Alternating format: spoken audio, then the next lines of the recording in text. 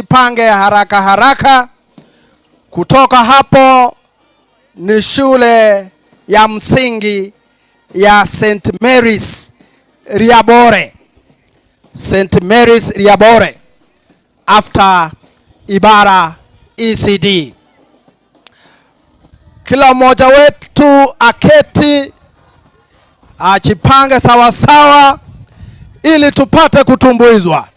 Nimeona walimu wakuu wa shule zetu, nimeona wakurugenzi wetu wamejaa kwa wengi.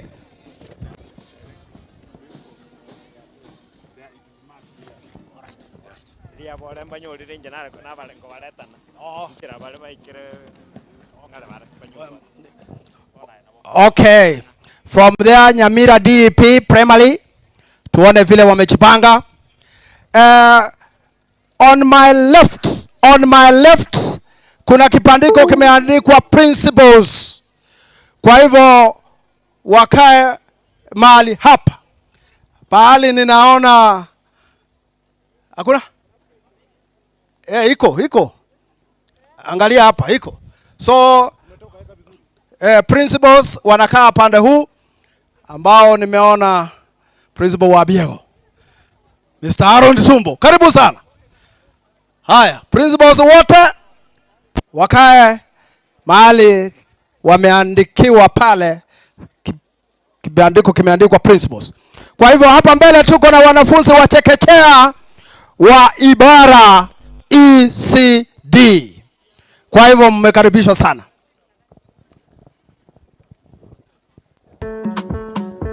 Wanaojiandaa jukwaa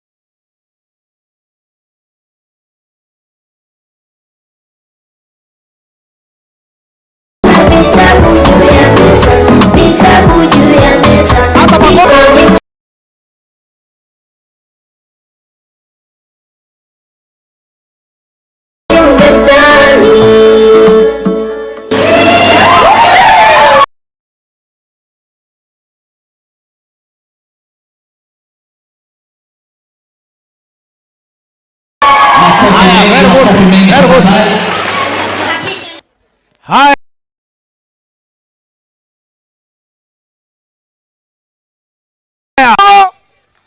Angusho. Very good.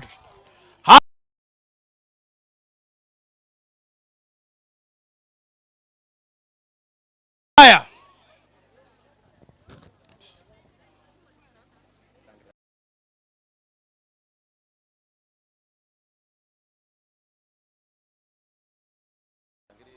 Yesu Magombo, Tumbe Victory Academy, St. Andrew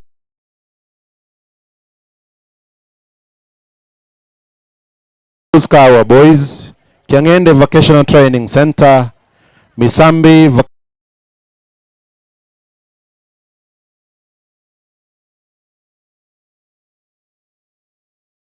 Vocational Training Center na vile vile Nyamira National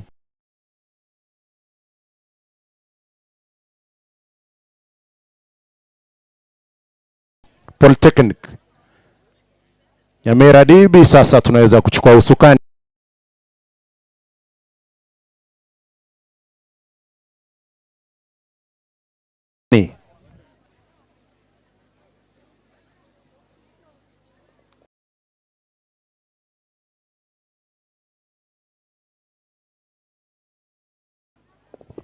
Chukua kipasa sauti.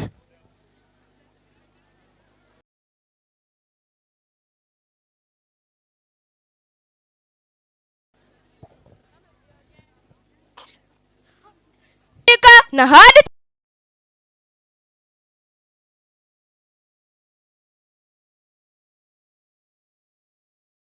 samati, kisha keti chini, kiti ni chako, usipanduke, pandu.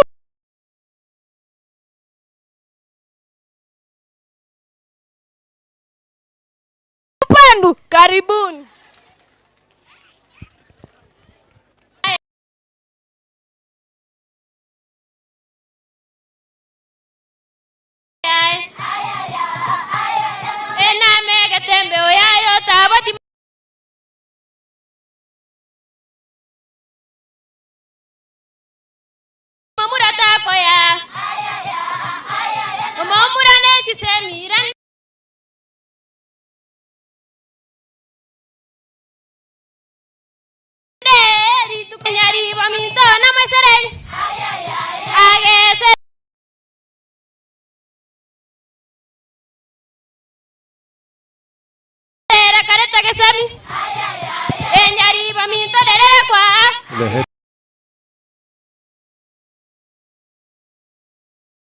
Teachers and principal head teachers, kindly get your booklets at the entrance. The first tent as you come in, kindly. The Nyamira National Polytechnic tent, kindly get your booklets. The principals and head teachers, kindly, as you come in, the first tent on your right, no, on your left. The first tent on your left, kindly get your booklets over there.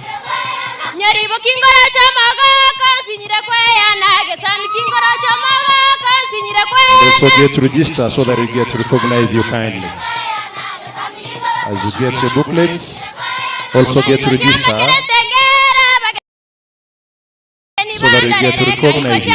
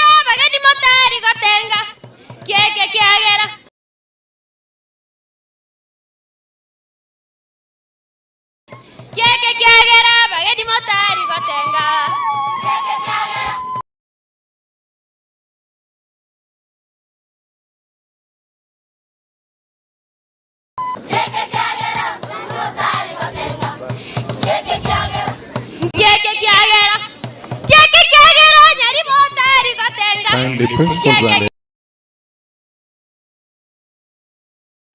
make sure you get register to enable us just get to recognize you.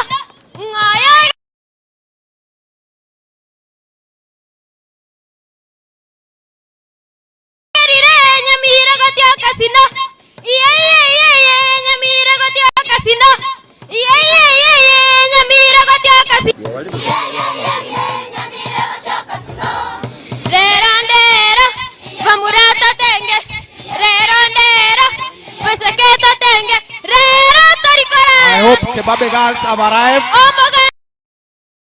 Girls, you are the next presenter.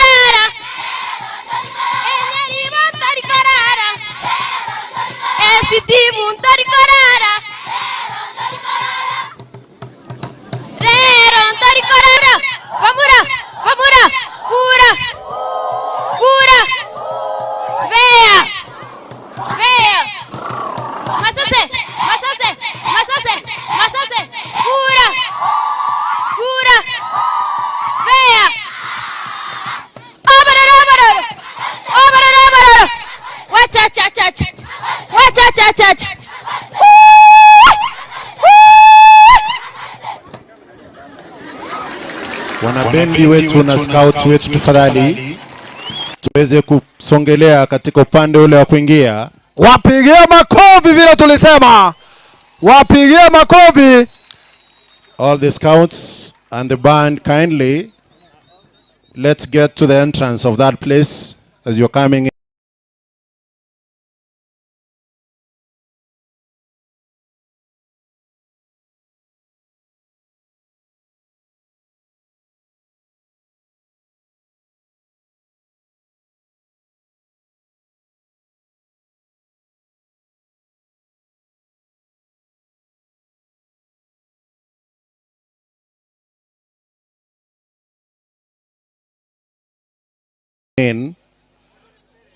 Kebabe girls, as we get ready, Mewa Amos Kimomi Nyaribo. Kuanzia sasa tukiitwa jukwani tutakuwa tunatizama. Tafadhali wanafunzi tulio jukwani sasa, tukifanya nyimbo zetu tutizame upande huu ninaposimama mimi.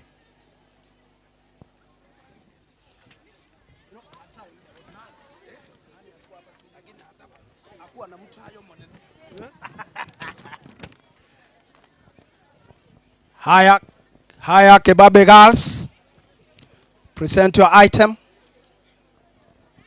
Kipenda kutambua uwepo hapa wa TSC County Director of Education Madam Catherine Mwenda, na vile vile our County Director of Education Dr. Joshua Kaga, our principals wote, maafisa wa tabaka mbalimbali. Jisikia mko nyumbani na umekaribishwa kabisa katika uwanja huu. Vile vile amekwisha fika hapa waziri wa elimu katika serikali ya gatuzi la Nyamira, CPM Milongaga. Wanafunzi mkiwa tayari mnaweza kunipatia mkono, ishara kwamba mko tayari kuanza kuwakilisha nyimbo yenu.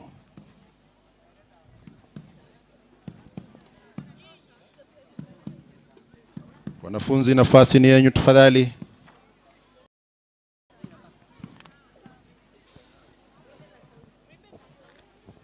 Pastor Kennedy Bondi, Chaplain Soronga, tunakutambua kabisa na ukae tayari kutongoza kwa maombi pindi atakapowasili mgeni wetu wa heshima.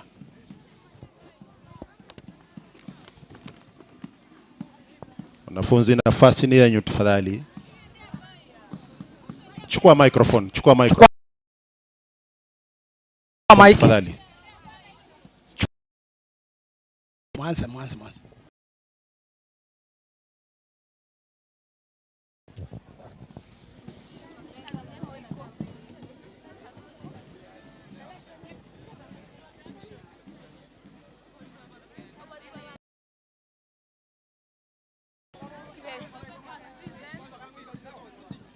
On stage, Kebabe Girls presenting a folk song entitled Education. So sit back, relax, and enjoy the song. Nani kiongozi shupavu Nyamira County? Nani kiongozi shupavu Nyamira County? Daktari Charles Nyandusi Motanya, ambaye ni mhadhiri wa chuo kikuu cha Moi University Eldoret, ambaye zamani alikuwa ni county director wetu hapa wa Education Board. Karibu sana Dr. Charles Nyandusi Motanya, tunakutambua kabisa. Walimu wetu wakuu, nikimuona mwalimu wa NAT ndugu kutoka Borabu Alpha Kwekwe, na kutambua kabisa mkiwa na viongozi wenzako. Ma principals wetu wote tunatambua kabisa kwa kufika katika uwanja huu.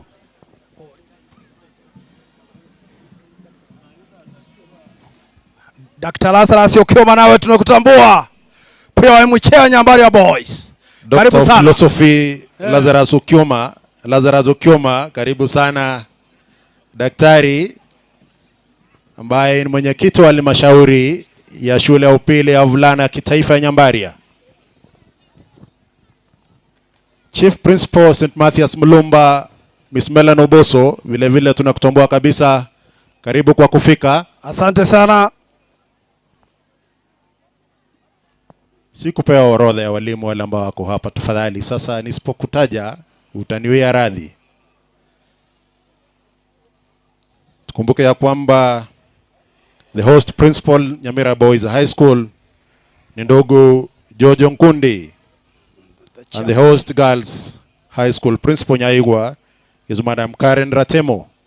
Wote hao tunatambua kabisa, bila kumsahau mwalimu mkuu wa shule ya msingi ya Nyamira DB, walimu wote wa tabaka mbalimbali, maafisa wetu wote, wanafunzi wetu wote.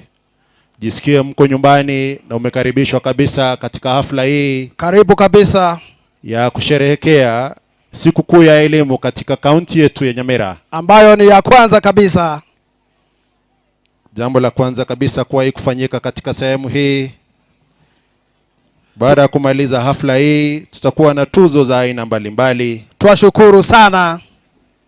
Na hiyo ni baada ya kufanya kazi ya ziada kabisa kwa shule zetu zote ambazo zinazingira gatuzi letu la Nyamira katika sekta mbalimbali, ikiwemo masomo, muziki, tamasha za muziki, talanta zote yani. Jinsi amesema mwenzangu katika meza ya utangazaji.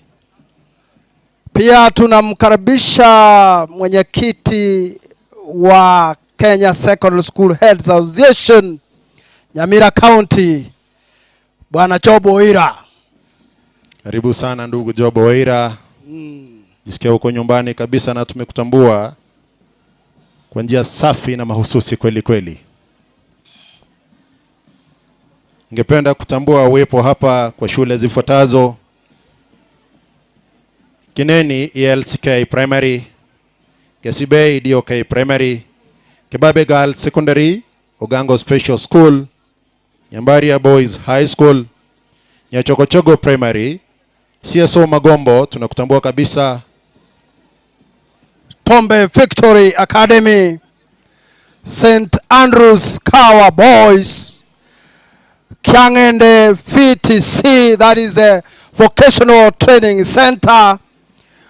Tuko na Misambi Vocational Training Center, tuko na Ekenyoro Technical, tuko na St. Stephen Vocational Training Center, pia tuko na Nyaibasa Secondary School, tuko na Miriri Primary School, tuko na Nyanjonori Primary School. Tunaendelea kuwatambua nyote. Tuko na Blessed Generation, wala ambao wamebarikiwa kweli kweli. Tuko na St. Stephen Ekerubo Vocational Training Center, na tuko pia na Nyamira National Polytechnic. Tunaendelea kusubiri mgeni wetu, Mheshimiwa Gavana wetu mpendwa, Gavana Amos Kimomi Nyaribo.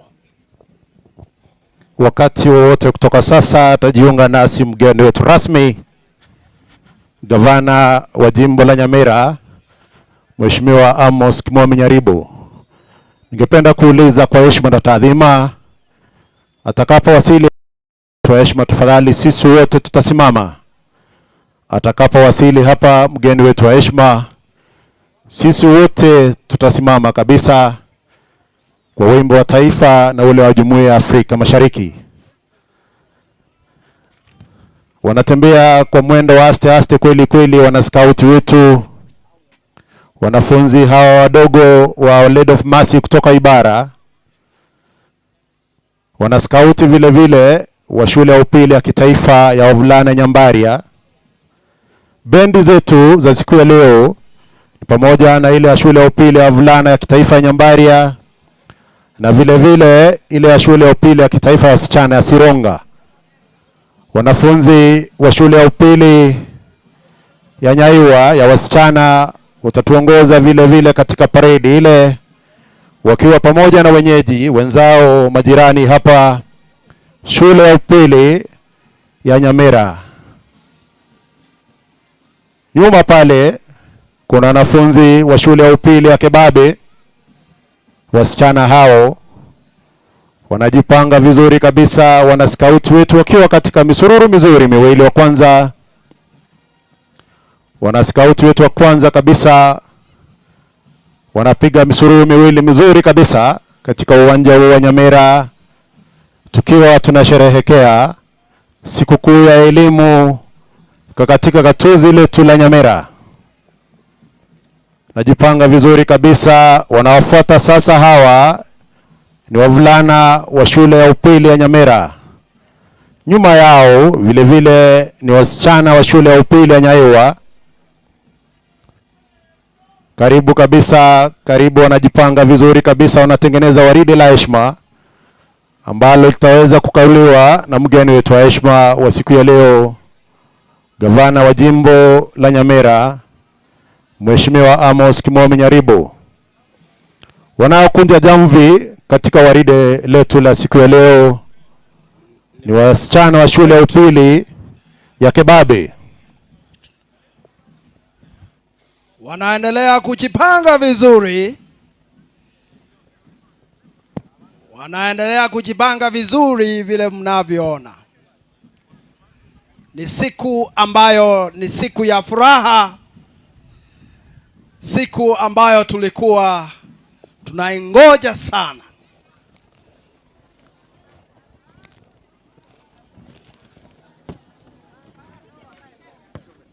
Wanaendelea kujipanga kweli kweli.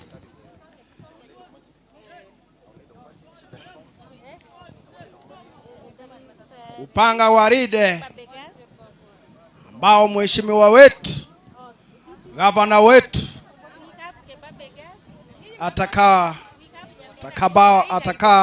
atakaua. So we want to welcome each and every one of you to this particular occasion.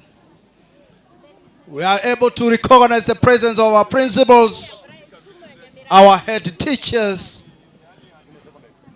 our parents, our teachers, our students and pupils. Kwa hivyo tunaendelea kuwatambua vilivyo. maafisa wetu wa elimu tunaendelea kuwatambua. Pale hata nimeona chief principal wetu wa Menyenya High School. Mwalimu wetu karibu. Haya, asante sana.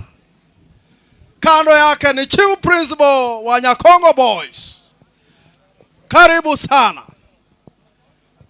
Kando yake ni chief principal wa Mulumba. Madam, very good. Kwa hivyo tunaendelea kuwatambua nyote. Karibu sana kwa siku ya leo. Pale pia tunamtambua chief. Nua mkono usalimia wananchi. Asante sana. Chief Principal Mr. Unyari, we recognize your presence kabisa hapa. Ukiwa umetusaidia kabisa. Gavana wa jimbo la Nyamira, Mheshimiwa Amos Kimwami Nyaribo. Kwa hivyo asante sana Chief Principal Nyambaria Boys High School Mr. Unyari. We recognize your presence. Toka sasa atajiunga nasi mgeni wetu rasmi wa siku ya leo, Gavana wa Gatuzi la Nyamira, Mheshimiwa Amos Kimwami Nyaribo.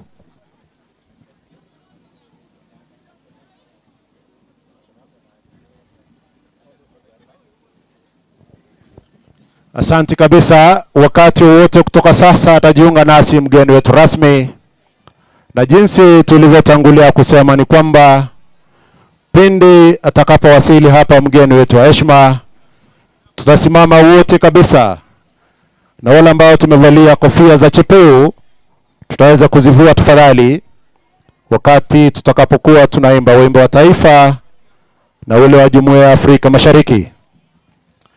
Asante sana kabisa. Bendi zetu za siku ya leo zinaongozwa na shule ya upili ya wavulana ya kitaifa ya Nyambaria, Chief Principal wao akiwa ni Mr. Unyari. Bendi jingine ni ile ya shule ya upili ya kitaifa ya wasichana Sironga ikiongozwa na Chief Principal Madam Jane Nyanumba. Tuko hapa na wana scout wetu wa siku ya leo wa Lady of Mercy Ibara, scouts vile vile wa shule ya upili ya Nyaiwa. Tuko hapa na vijana wenyeji, the host secondary school Nyamira Boys High School, bila kuwasahau the host girls secondary school Nyaiwa Girls. Kebabe Girls tumekutambua. Karibu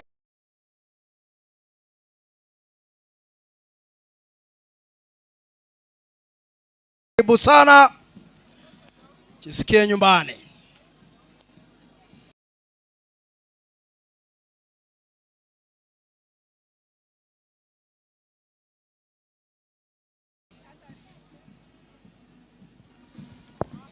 Live coverage Nyamira County YouTube channel. Tafadhali unaweza kutizama.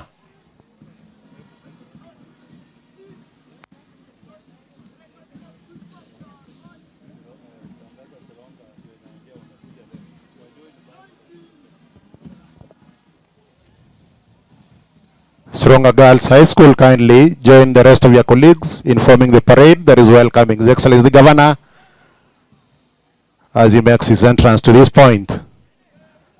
Sironga Girls High School Band, kindly join your colleagues from Nyambaria in welcoming our chief guest, His Excellency the Governor of the County Government of Nyamira, the Honorable Amos Kimwami Nyaribo.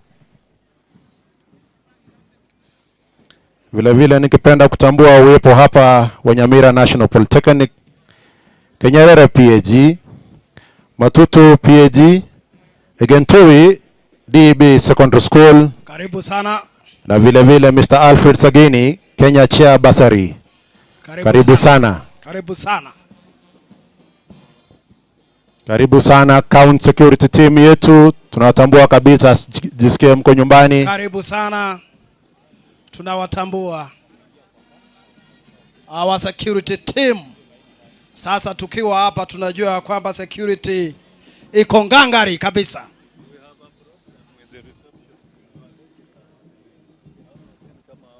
Sumame wote kabisa uwanja mzima tafadhali. Tusimame wote kabisa, uwanja mzima tusimame kabisa, tukimlaki mgeni wetu wa heshima, gavana wa jimbo la Nyamira, Mheshimiwa Amos Kimomi Nyaribo, ambaye anatembea mwendo wa pole pole nyuma ya wanascout wetu na bendi yetu ambaye inaongozwa na wavulana wa shule ya upili ya kitaifa ya Nyambaria na vile vile wenzao wa shule ya upili ya kitaifa ya Sironga. Simame wote kabisa tukimkaribisha mgeni wetu wa heshima, gavana wa jimbo la Nyamira, Mheshimiwa Amos Kimomi Nyaribo, akiwa amelakiwa hapa na viongozi wetu kutoka Wizara ya Elimu, idara ya TSC.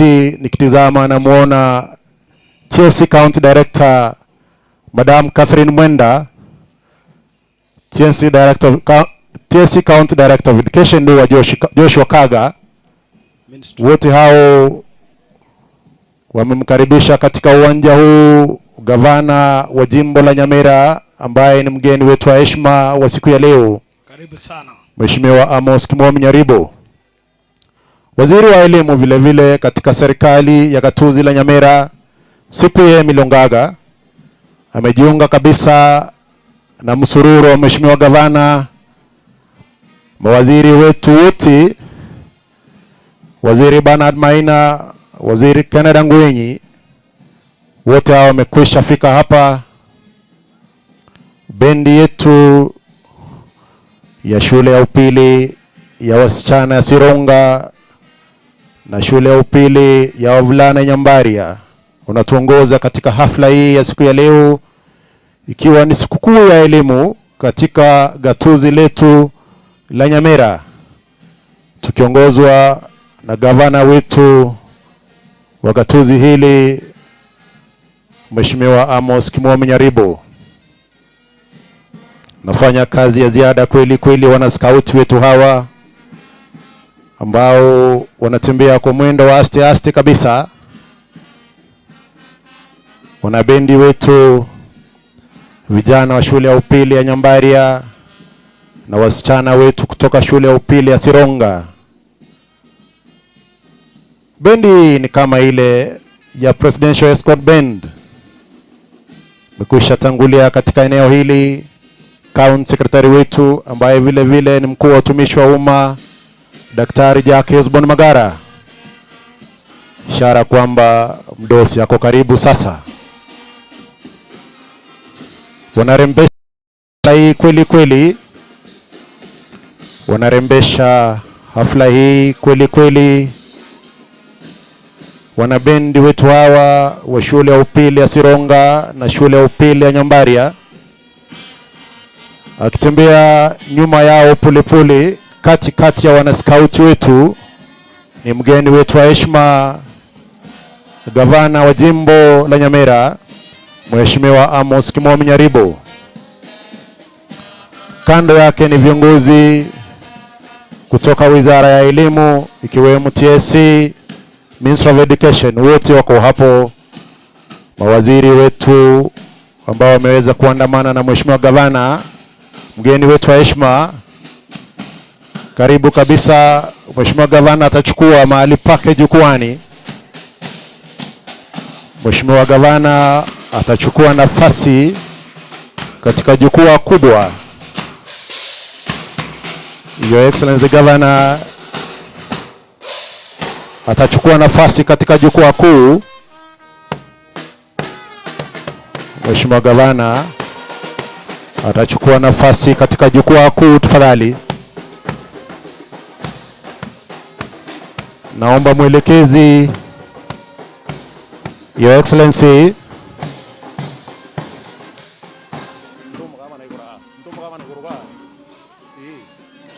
Mheshimiwa gavana utachukua nafasi katika jukwaa kuu, tafadhali.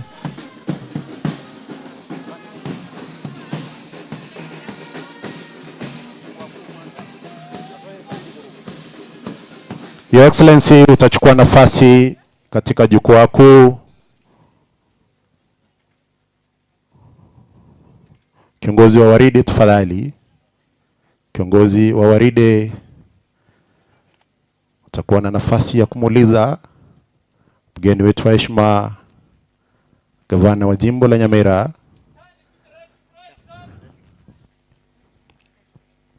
Jipanga vizuri kabisa wana scout wetu hawa na vile vile bendi zetu zote.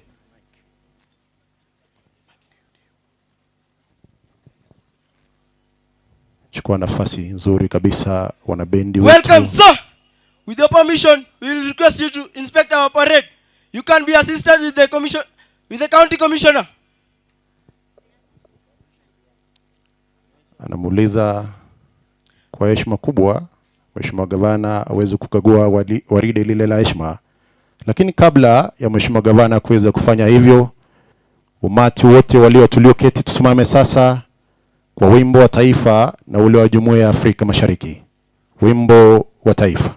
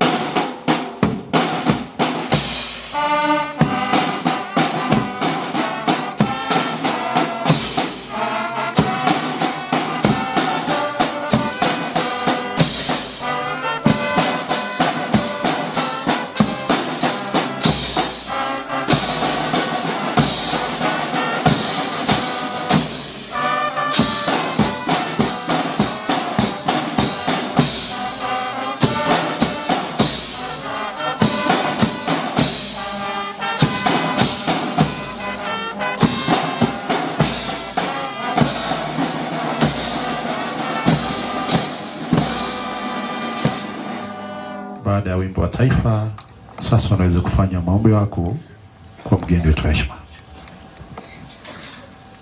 Welcome sir. We request you to inspect our parade sir. You will be assisted by the county commissioner sir.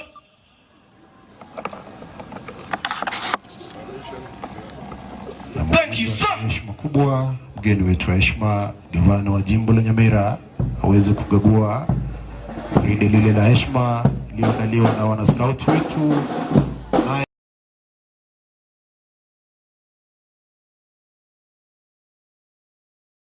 Bila shaka mgeni wetu wa heshima anaweza kuitikia.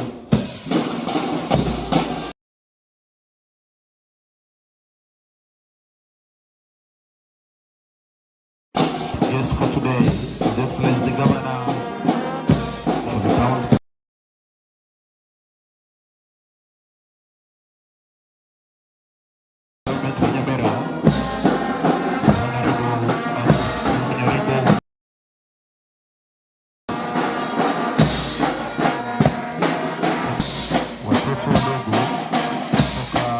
Masibara,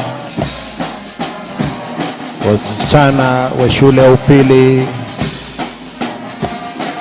ya Nyaigwa, wasichana vile vile wa shule ya upili ya kitaifa Sironga, bila kuwasahau wavulana vile vile wa shule ya upili ya kitaifa Nyambaria. Tembea kwa mwendo wa pole pole mgeni wetu wa heshima, gavana wa jimbo la Nyamira, Mheshimiwa Amos Kimomi Nyaribo.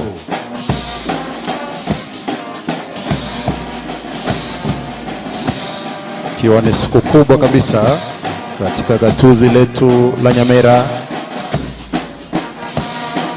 siku kuu ya elimu,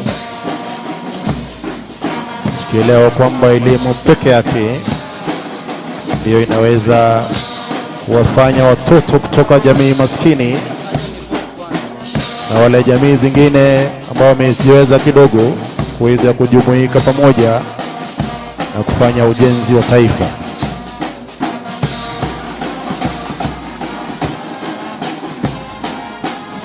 Fanya mzunguko mzuri kabisa katika misururu ile. Mgeni wetu wa heshima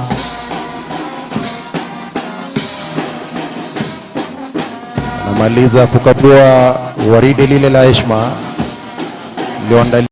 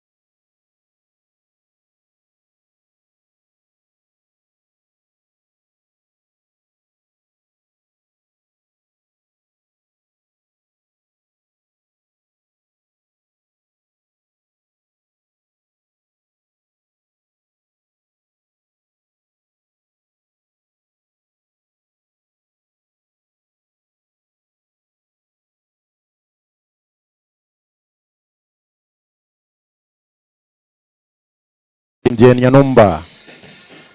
Pastor Kena Robondi, tafadhali naomba kwa heshima kubwa waweze kusonga karibu sasa.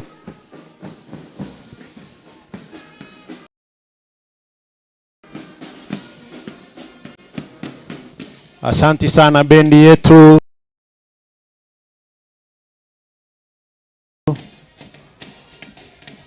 At that point now, kwa wakati huu mwafaka, mgeni wetu wa heshima, utanikubalia kwa heshima kubwa niulize umati wote katika uwanja huu usimame tafadhali kwa maombi rasmi kabla ya kuanza ratiba ya siku ya leo. Tusimame sisi wote kwa maombi tafadhali. Tutaongozwa kwa maombi na Pastor Kennedy Bondi, chaplain wa shule ya upili ya wasichana Sironga. Pastor tafadhali, bendi tafadhali. Bendi tafadhali, tunaweza kuachia hapa kwa sasa. Tunashukuru kabisa. Tunashukuru kabisa. Pastor Kennedy Bondi, chukua usukani tafadhali kwa maombi. Naomba wale wote ambao wanatembea wasimame ili tufanye maombi.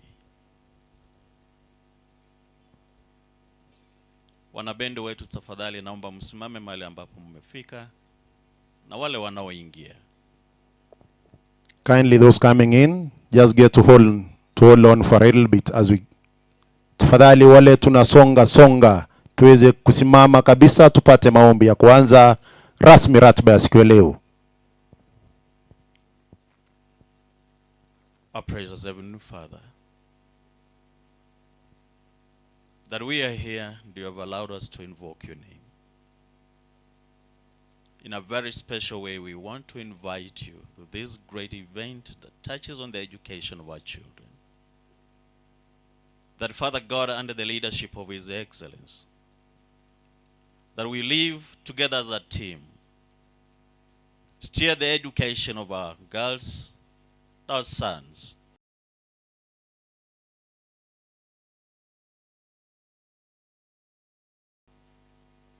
that they may receive the education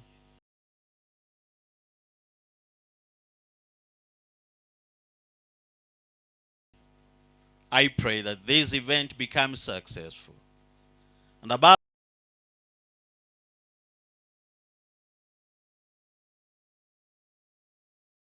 all, your name be glorified at the end of it all. For we Tutaita makundi mawili matatu kwa ajili ya burudani. Wa kwanza wakiwa ni Nyamira Boys High School. Nyamira Boys High School, kindly come for an item. Nyamira Boys wakiondoka, Ibara ECD, wale wanafunzi wa chekechea wa Ibara, tafadhali mwalimu wao awaweke tayari. Wakimaliza Ibara, Kibabe Girls mtaingia, na wale ambao watakunja jamvi katika sehemu hiyo ni wasichana wa shule ya upili ya Nyaiwa. Wale ambao watakunja jamvi katika sehemu hiyo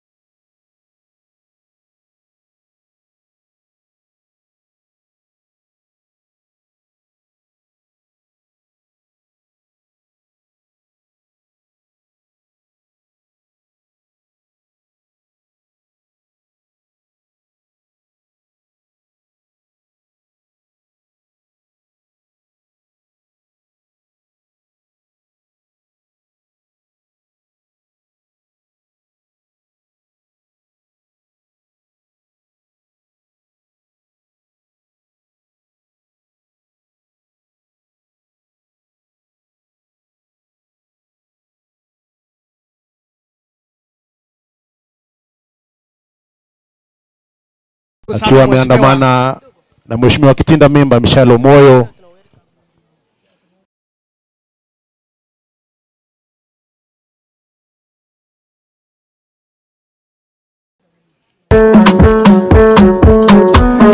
Salali.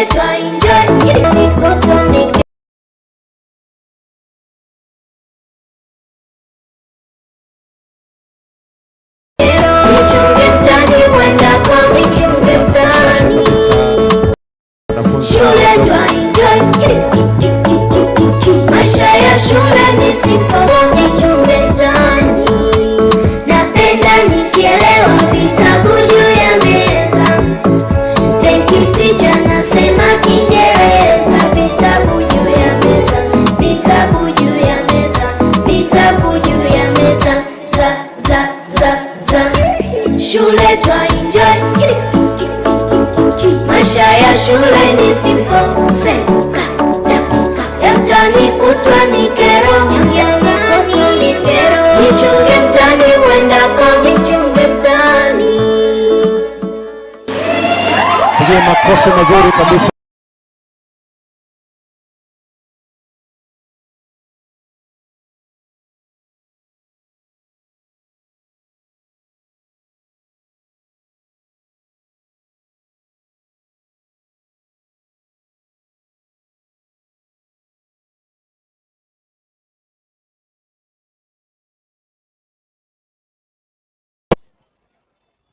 Nyamira Boys High School being the host school.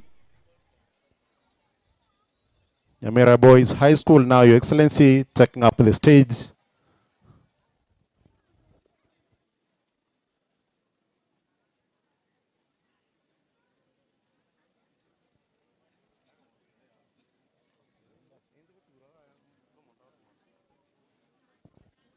Wanafunzi kutoka shule ya upili ya Nyamira, shule ambayo inaongozwa na principal wao ndugu George Nkundi.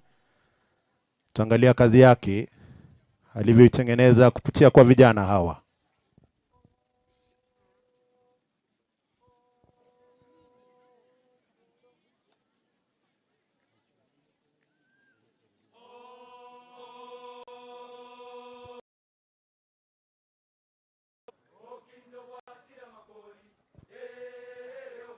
Watire, okindo watira makoli, okindo watire, okindo watira makoli, okindo watire, okindo watira makoli, okindo watire. Okindo watira makoli, okindo watira makoli, okindo watira makoli, okindo watira, okindo watira, okindo watira makoli, okindo watira makoli, okindo watira makoli, okindo watira, okindo watira, okindo tabati bengiaye,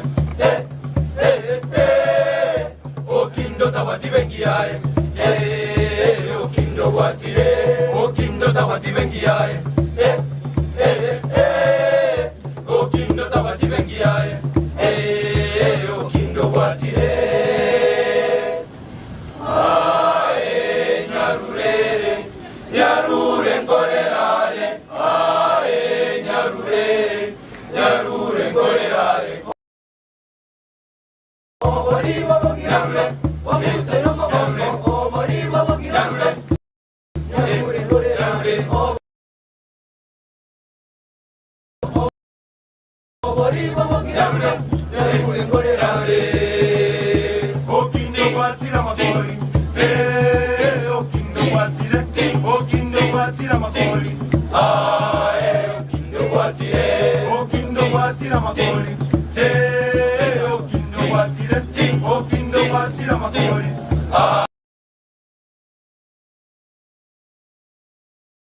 okindo watira makoli,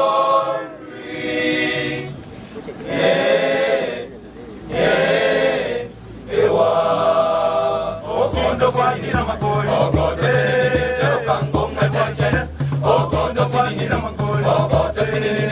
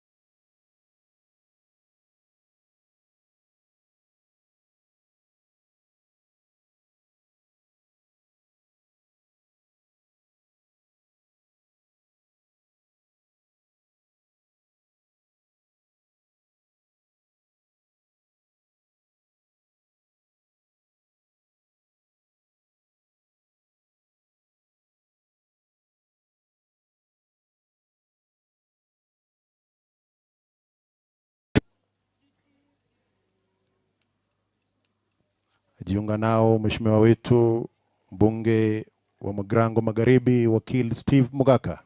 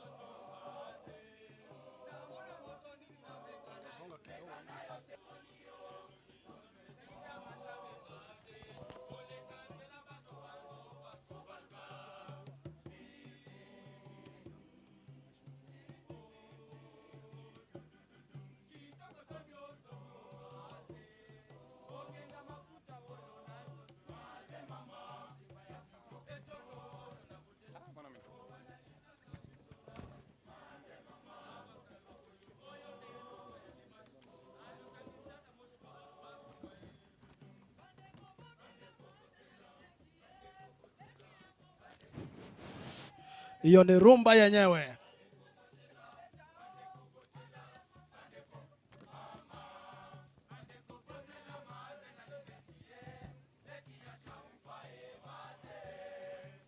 Mheshimiwa ni mwenyewe.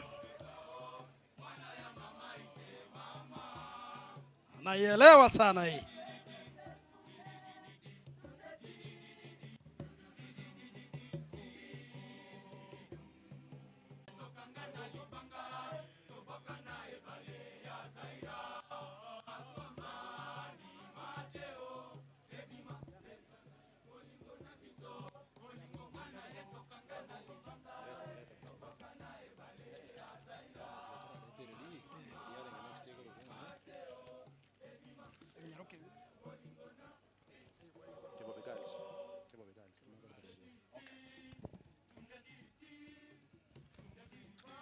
Kijana.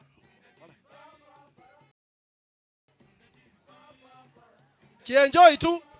Hakuna shida.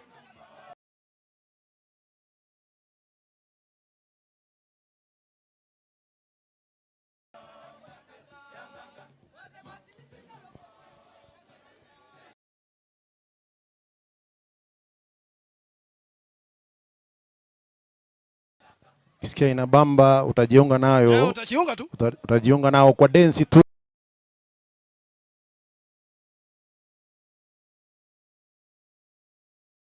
Lakini usisonge mahali ulipo. Haya mwezi.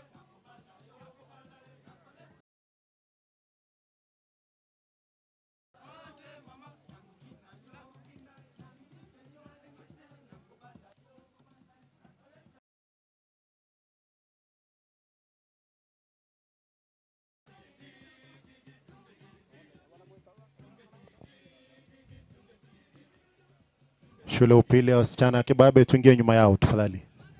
Yeni jukwani.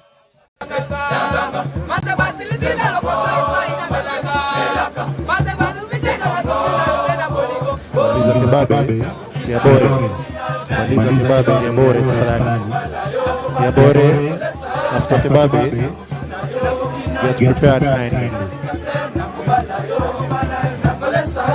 Ya bore after Kibabe get prepared.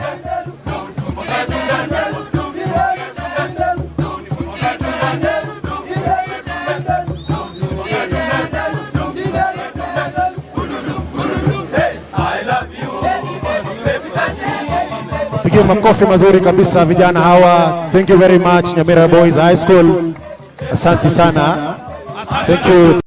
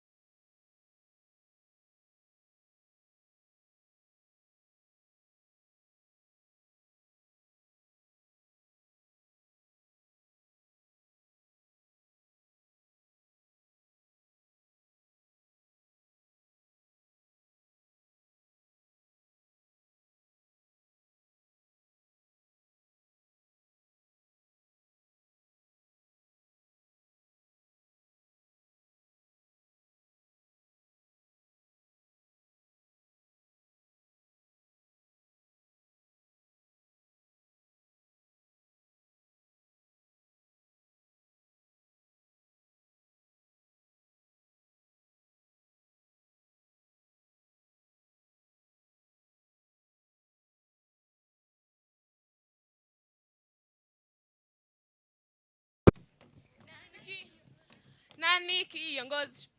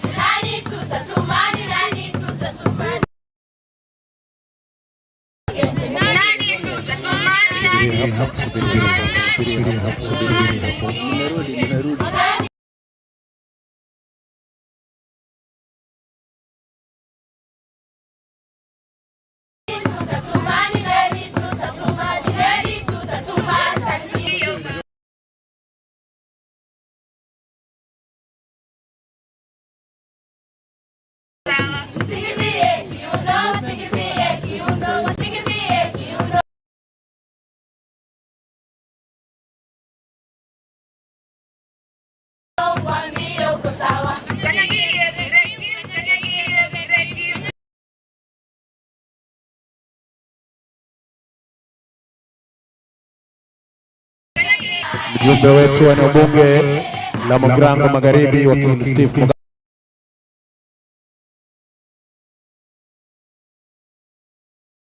Mugaga. Ya bora tafadhali.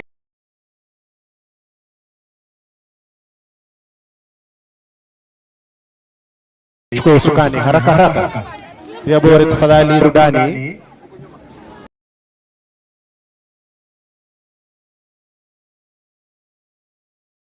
Ninyi wa girls tafadhali tukae nyuma ya hao. Ya bora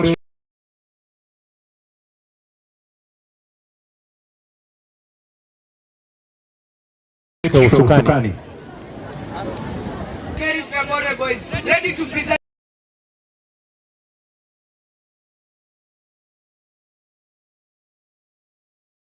a Nigerian classical song entitled Tupiare Kasagare.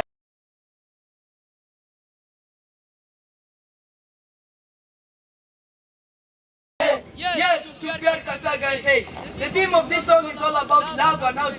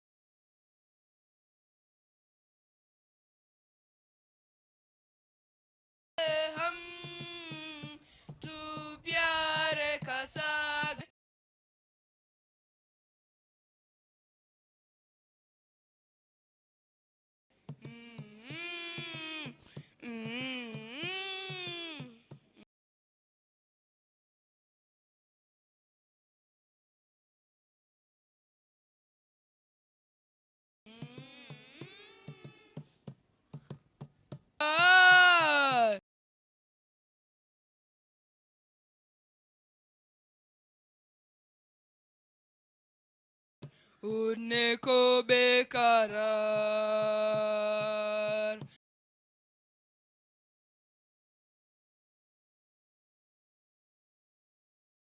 Panka il komal Hanka de samja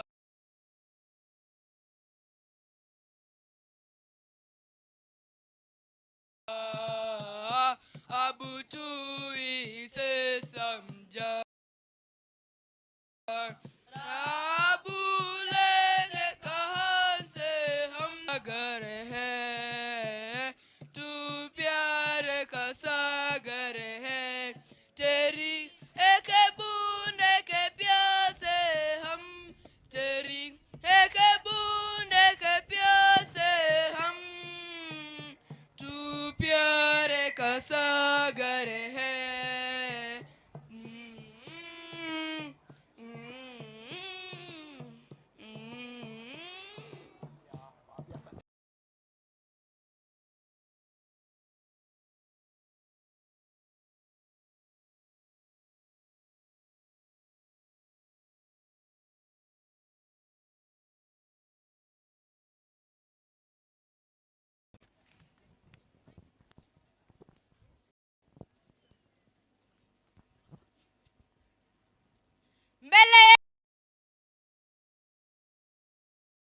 wenu ni wanafunzi kutoka shule ya msingi ya Nyamira. Tuko tayari kuimbia wimbo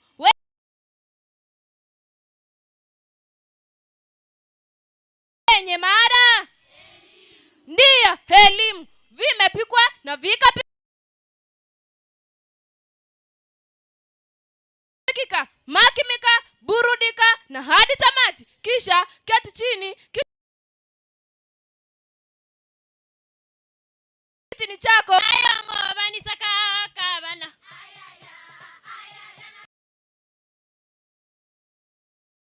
Saka wakabano yaya mandegere na megetembe.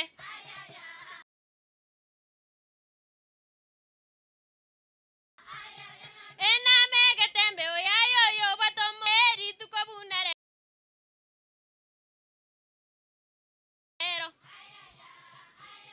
Umaise kede chise mirende eri tukobunarero.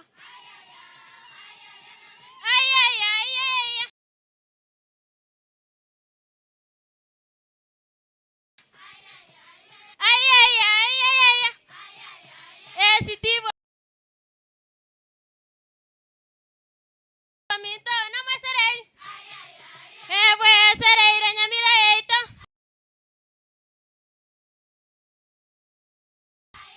kenda kumaro gawe kitabu ne karamu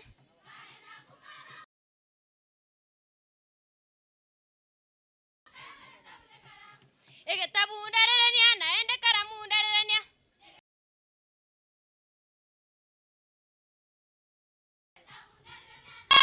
sinyira kwa na bagani kimbaro chamaga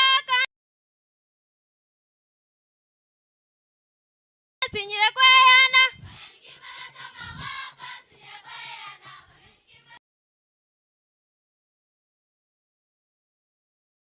sinyira kwa na Steve kingoro chamaga sinyira kwa na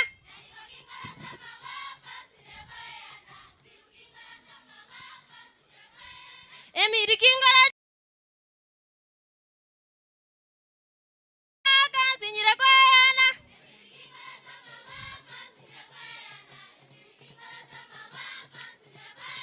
kaingo chama kerentengera bageni bandorere kaingo chama kerentengera bageni bandorere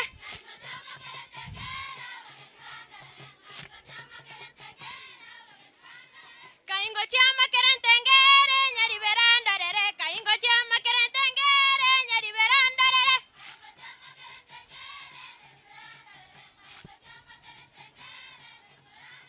kaingo chesu gurindugera bageni baragere kaingo chesu gurindugera bageni baragere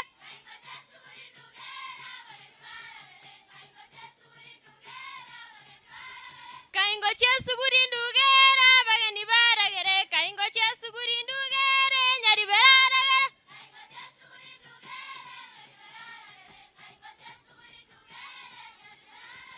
keke kiagera bageni motari gotenga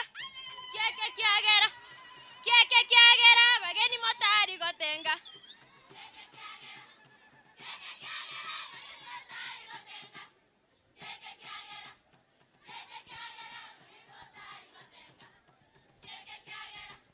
keke kiagera bageni motari gotenga keke kiagera bageni motari gotenga. Pigie makofi mazuri kabisa Mheshimiwa Gavana anapojiunga nao, wakiwa wamemuuliza ni kwa nini Mheshimiwa Gavana huji kujiunga nasi.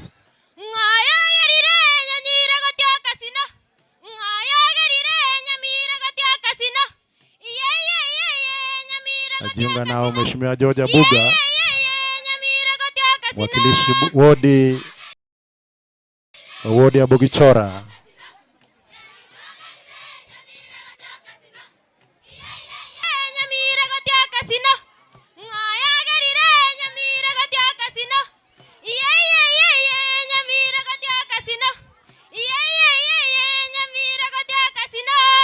Vile vile anatuza CPM Ilongaga, waziri wa elimu katika gatuzi la Nyamira. Mheshimiwa George Buga vile vile.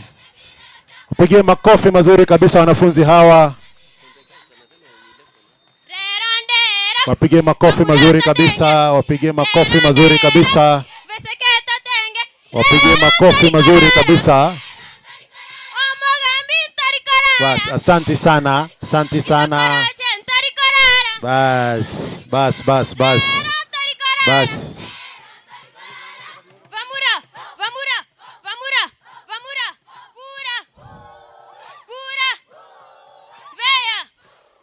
Asante kabisa, asante kabisa.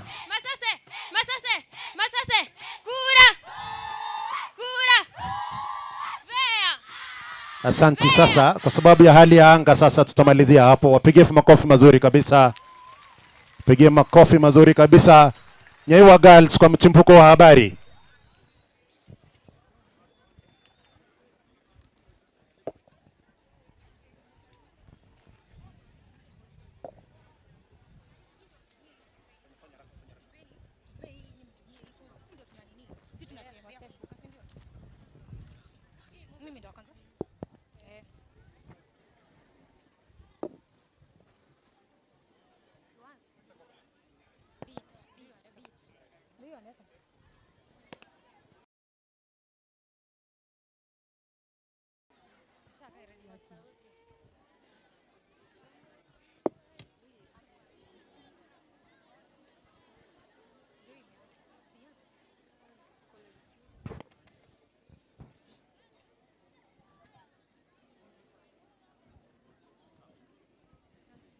This is Wednesday Live with Nyokayo Elizabeth.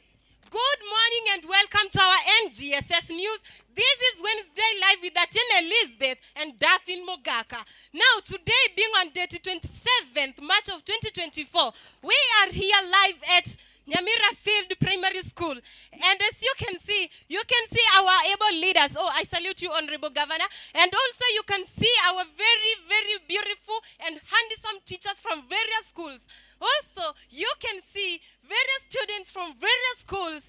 We have gathered here to celebrate this fantastic educational day. Indeed, it's a wonderful day. We would like to thank all the organizers of this ceremony, including our principal, Madam Karen, for allowing us to come and enjoy with other students. Don't forget to use our hashtag as Wednesday Live, and it begins right now.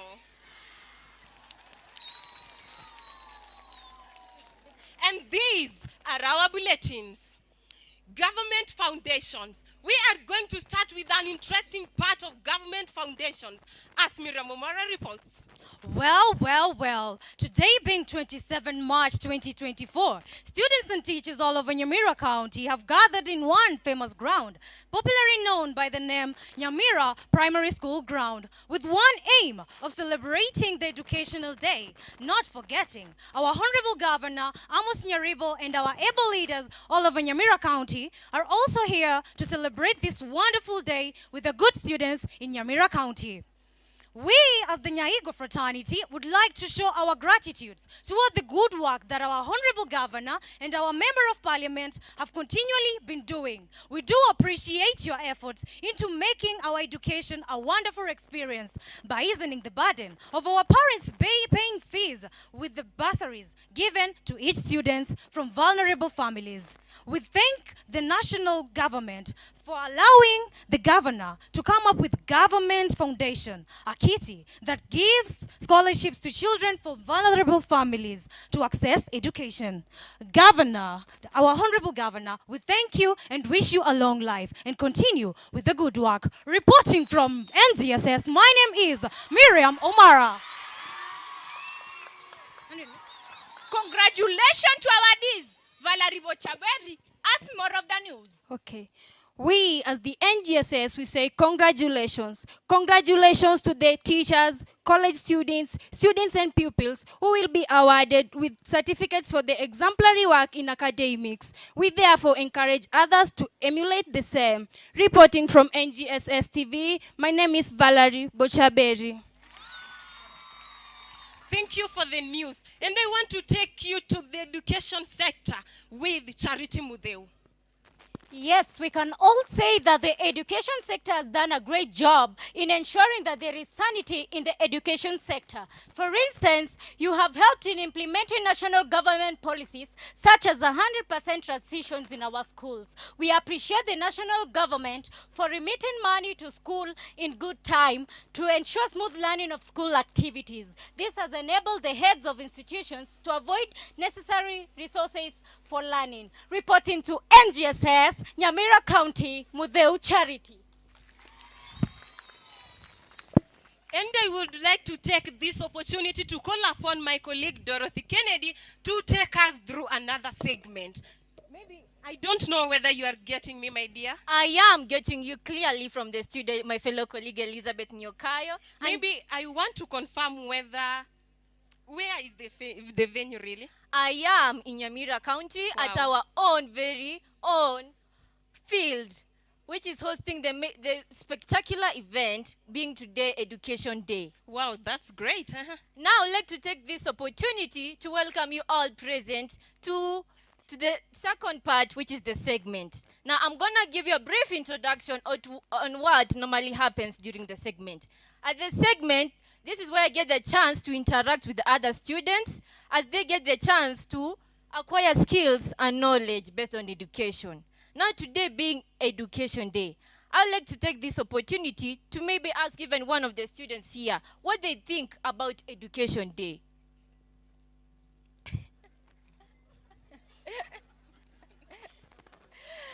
Okay, let me go to this tent.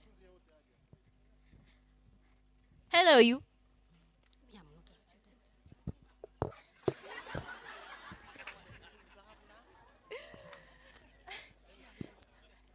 Any student who has the courage? Okay. What's your name? Salome. Which class are you? I'm in grade 7. Now, what do you think about education? Education is the key to success. A great empowerer, achiever. It also gives us pride, knowledge, courage, sensitizes on some good things, important information. That's what I think about education. Thank you. Kindly clap for her. She has tried.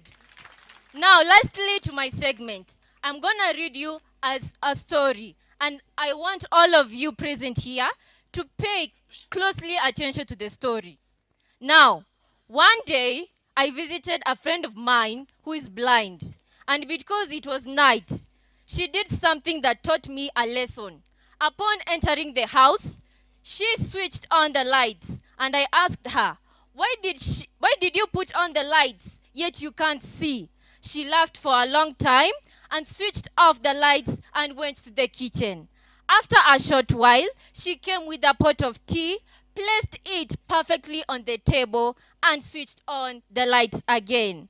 Now, what she told me made me shed tears because she said to me, Dorothy, I didn't put on the lights for my own sake or because I needed it. I put on the lights because you needed it since you are not blind like me. Then she asked me, Dorothy, how many times have you switched off the lights for other people and denied them an opportunity to see because you yourself don't need it? I thought about that so deeply, and now I would like to take this opportunity to ask our beloved leaders present here today. How many times have you put off the lights and denied the youth an opportunity to see light while they're in darkness? Why would you let your bank accounts grow into billions or even millions when your neighbor's child is not going to school? Why will you see a scholarship opportunity without sharing it with qualified and needy students? Why will you be in a position to offer bursaries to deserving needy students and instead offer them to students from well-off families, relatives, friends, just because they were your campaign supporters? How many times have you walked into schools with poor infrastructures and made empty promises of improving the infrastructures? For instance, if you look at Nyaigwa Girls Secondary School, a school with D, a school near the headquarters, a school near the county assembly. But if you look at the infrastructure, that pathetic. Please, our beloved leaders, those questions above is equivalent to switching off the lights. These are the things we should be mindful of as human beings. This is the true reason for living, helping the. When I look at our beloved governor, I see a bright future for the young generation. For you are kind-hearted leader. So, with all due respect, sir, allow me to shake your golden hand.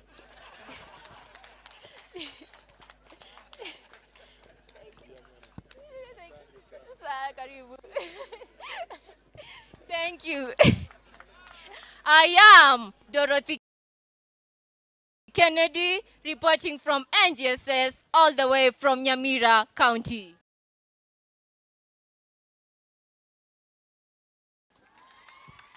Thank you very much, Dorothy Kennedy. Tumalize. Thank you all for listening to our NGSS. One way or the other, we as the Greenbelt Queens Nyaigwa girls, we wish you a fantastic day ahead. Wanafunzi hawa, tukimaliza kabisa hafla hii ya burudani, tuna mwanafunzi wa shule. Tafadhali, dakika moja.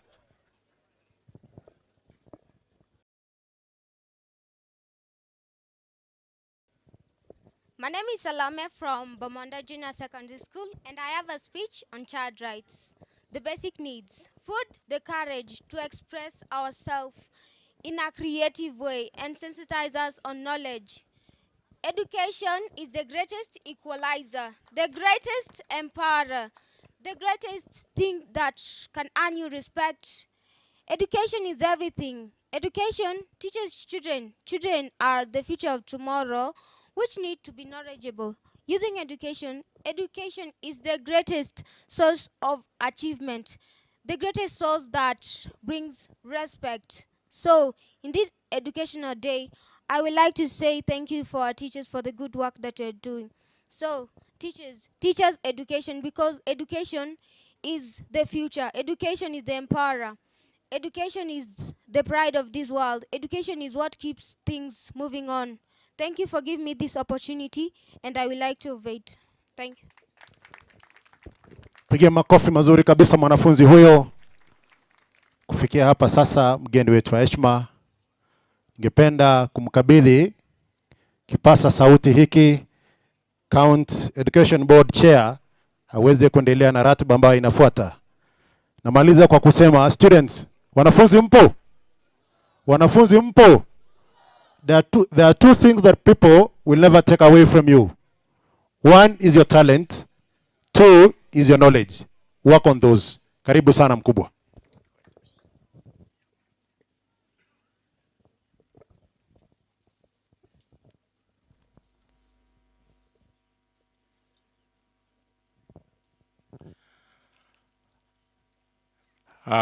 Dear people of God, God is good. And all the time, on behalf of the County Education Board, I take this opportunity to welcome you all to this very, very great day. I've been in this County Education Board since 2014, and we have been dreaming for this day. God has actually assisted us through our Governor. Your Excellency, thank you, and I hope we'll continue with this. Allow me, Your Excellency, to introduce members of the County Education Board. Kindly come. Because of the interest of time, kindly hurry up. I thought you were coming up here. Okay. Okay, just stand here. You say your name and what you represent, the body you represent in the County Education Board. I'm Joshua Kaga, the County Director of Education and the Secretary to the board. Catherine Mwenda, Teacher Service Commission County Director and a representative of the Teacher Service Commission in the CEB.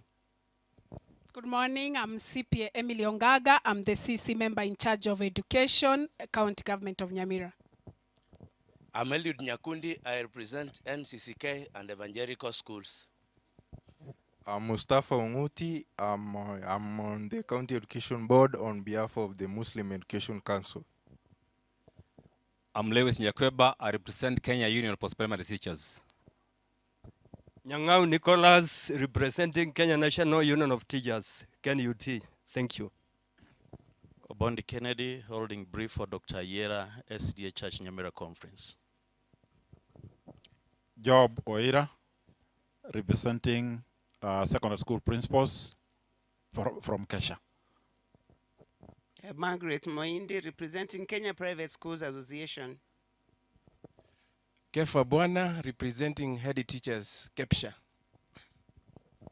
Nyangau Miriam Kemto, representing people with disability in Nyamira County in the board.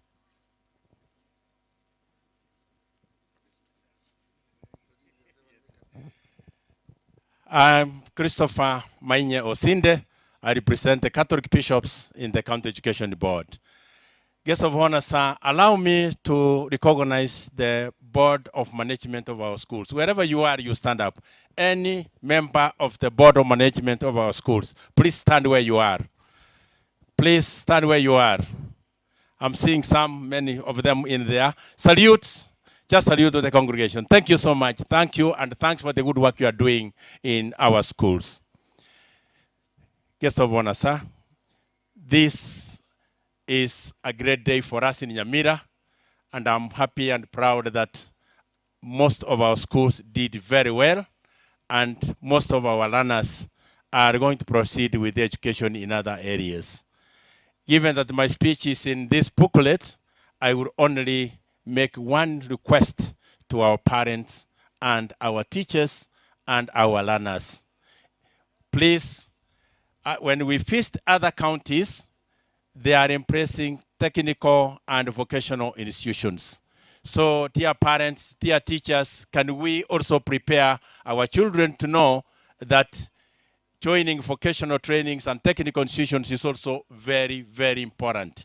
It's not university education that is very important in the country now. I think technical institutions are there for us, and I think if we over-enroll them, we will open more. So let us encourage our learners to join the technical institutions. Our teachers, thank you so much for the good work you are doing in our schools. Our parents, thank you for the support. And also our BOM, Board of Management of our schools, you are doing a good job. I think Nyamira is rising. Now, allow me, guest of honor, sir, because this day has been a dream for about 10 years for us. Our former County Education Board chair is here. If we can come and just greet the congregation and say a word. I know he's very happy wherever he's seated. Doctor, kindly come.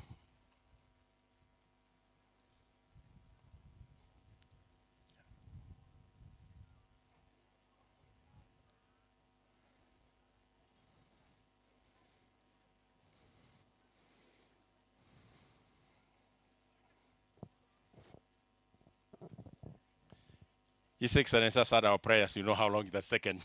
Most welcome. I give you time now to talk. Thank you. You give a speech on our behalf. Thank you. Your Excellency, the Governor, the Deputy Governor, Honorable Member of Parliament, all guests, my colleagues in the education fraternity, students, parents, good morning. I will say very few words. One, because of time, and two, because I'm overjoyed. This has been a dream for the education fraternity in Nyamira for a long time. We wanted to have such an occasion where the education stakeholders would meet and share ideas. I think this is a very important day. It is a good step forward. I just want to congratulate all that made it possible, the county government, the county education board, and all members here. Your Excellency, Nyamira has one important raw material, and that is brains.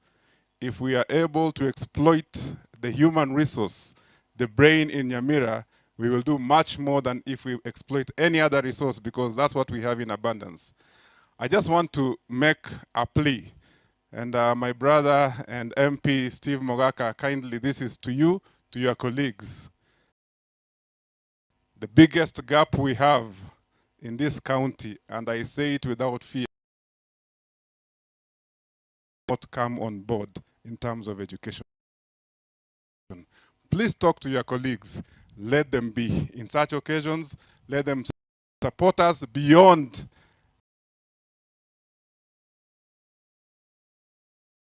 more and more meaningful contribution from the MPs, from the political class. So, Governor, we are happy that you are here and you've done this for us. But please, tafadhali ambia ndugu zako. Mheshimiwa, wakuje nasi. Asante sana. I worked as the chairman county education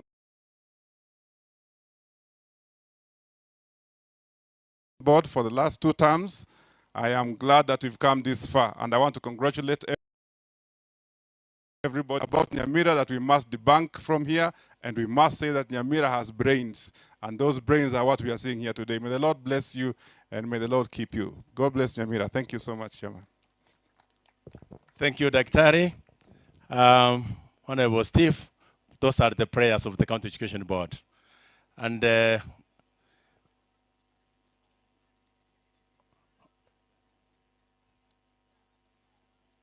Honorable Steve, I could be one of the longest serving member of County Education Board and DB. Unfortunately, you are the only member of Parliament who has graced our occasion, not even attending DB meetings. Kindly try to do your best. Our principals, our head teachers, we are very grateful. We appreciate you. Thank you for the sacrifices you are making for our children. Your Excellency, because of the weather, I usually tell people that this is a canon that the authors of the Bible forgot to write because they never feasted here. I want to end here and call the County Commissioner to carry us from here. County Commissioner, sir.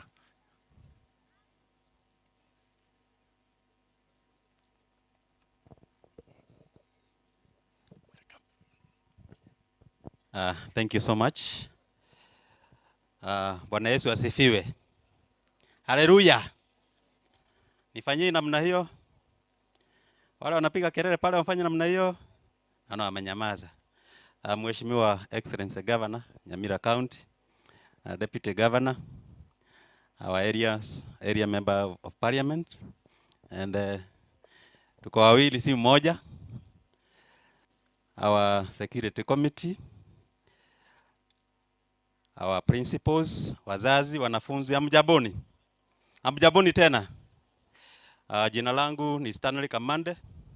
Nimesimama hapa kuwakilisha County Commissioner Nyamira, Bwana Erastus Bui, who is away on official duties. And I want to take the shortest time possible nimalize kitengo changu.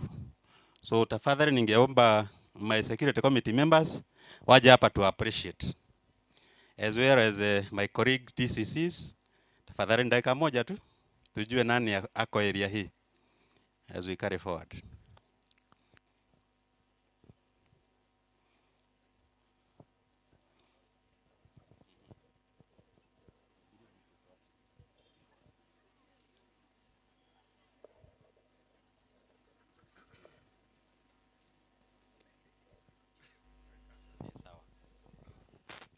Kwa majina mimi naitwa Mr. Isaac Sang. Huyo ndio OCPD wa Nyamira, representing the County Police Commander Nyamira. Thank you. Amjambo nyote. Kwa majina naitwa Boru Buke, County AP Commander, Sipu, Nyamira County. Karibuni sana. Hamjambo nyote. Jina yangu ni Moniki Kiforo, County Criminal Investigation Officer Nyamira. Asante.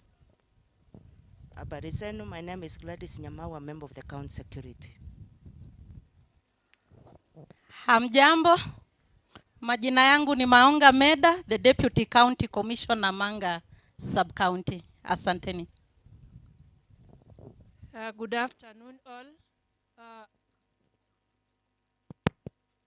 My name is Stella Wanyela, Deputy County Commissioner Masaba North. Asanteni sana. Hamjambo. Emily Njeri, DCIO Nyamira.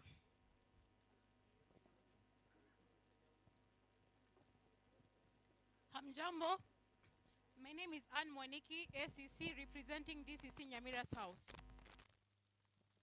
Hamjambo. Simon Osumba, Deputy County Commissioner Nyamira North. Asante.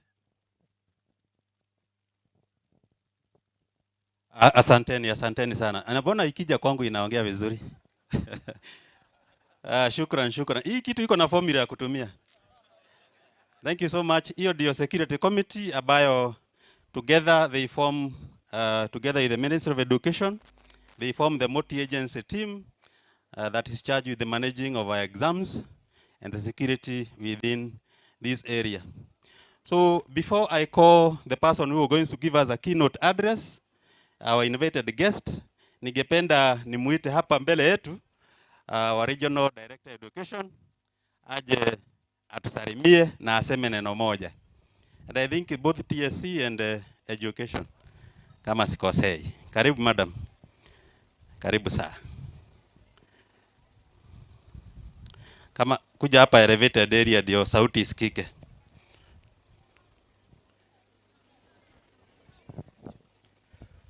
To our chief guest of today, His Excellency Governor of Nyamira County, Bwana Amos Nyaribo, honorable members of Parliament who are present, not forgetting the honorable members of the County Assembly, all protocols observed. Ladies and gentlemen, my name is Alan Omondi. I'm representing the Regional Director of Education, who was supposed to be with us today so that we mark this great occasion. Unfortunately, there were some emerging issues in the office which he had to attend. I hope and I believe you have sincerely accepted his apology.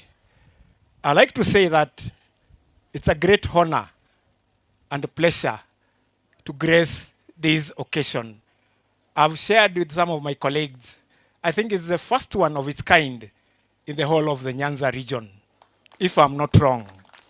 And I would like to thank the people who came with this idea that let us have an open education day.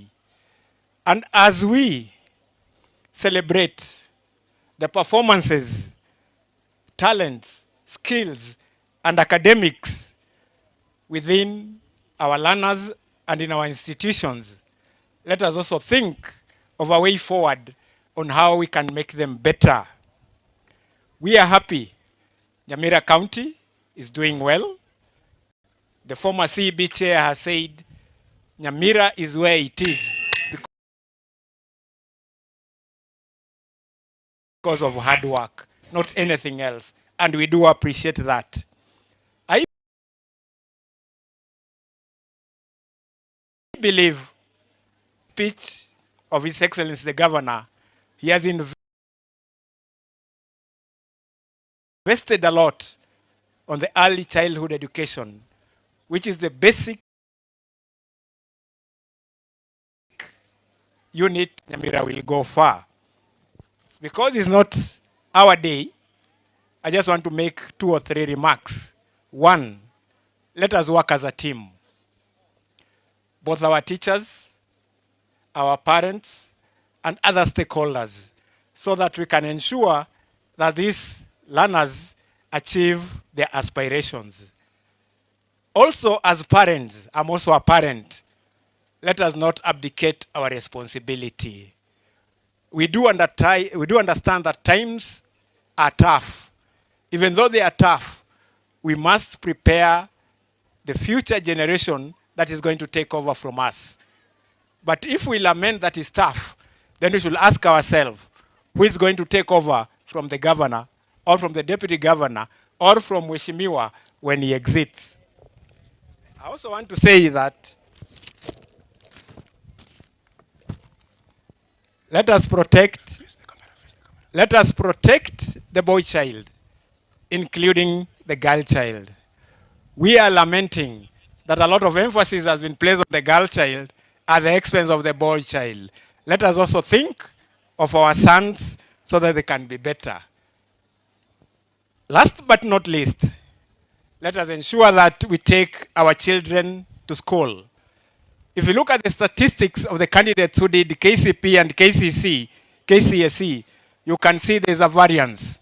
Let us breach that variance by ensuring that all our learners are enrolled from ECD, transit to primary, to junior school, and eventually complete their secondary education. Before I conclude, I want to take this opportunity to recognize the presence of the education officers who are here. Kindly stand and wave wherever you are, because the weather is not favorable with us and you might not have time. They are there with us. Asanteni sana. Last but not least, I want to thank the organizers for this day. You have done a commendable job. I also want to thank the sponsors for this activity, not forgetting our governor. You have done a commendable job. Let the Almighty add you more days, and if possible, you have a third term. I hope Mheshimiwa is going to look at that when they go the other side. Asanteni sana. Thank you. Tafadhali walimu wale ambao mliandamana na wanafunzi wenu, hakikisha kwamba mahali wameketi wameweza kunyamaza kabisa. All the students and people seated around, kindly just maintain silence. Thank you very much, County Commissioner. Your Excellency, Governor of Nyamira County, Honorable Nyaribo, and your Deputy Governor.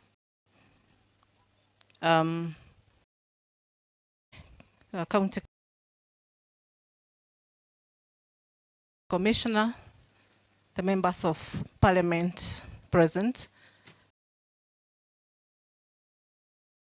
Honorable Mogaka and Honorable Irene Mayaka,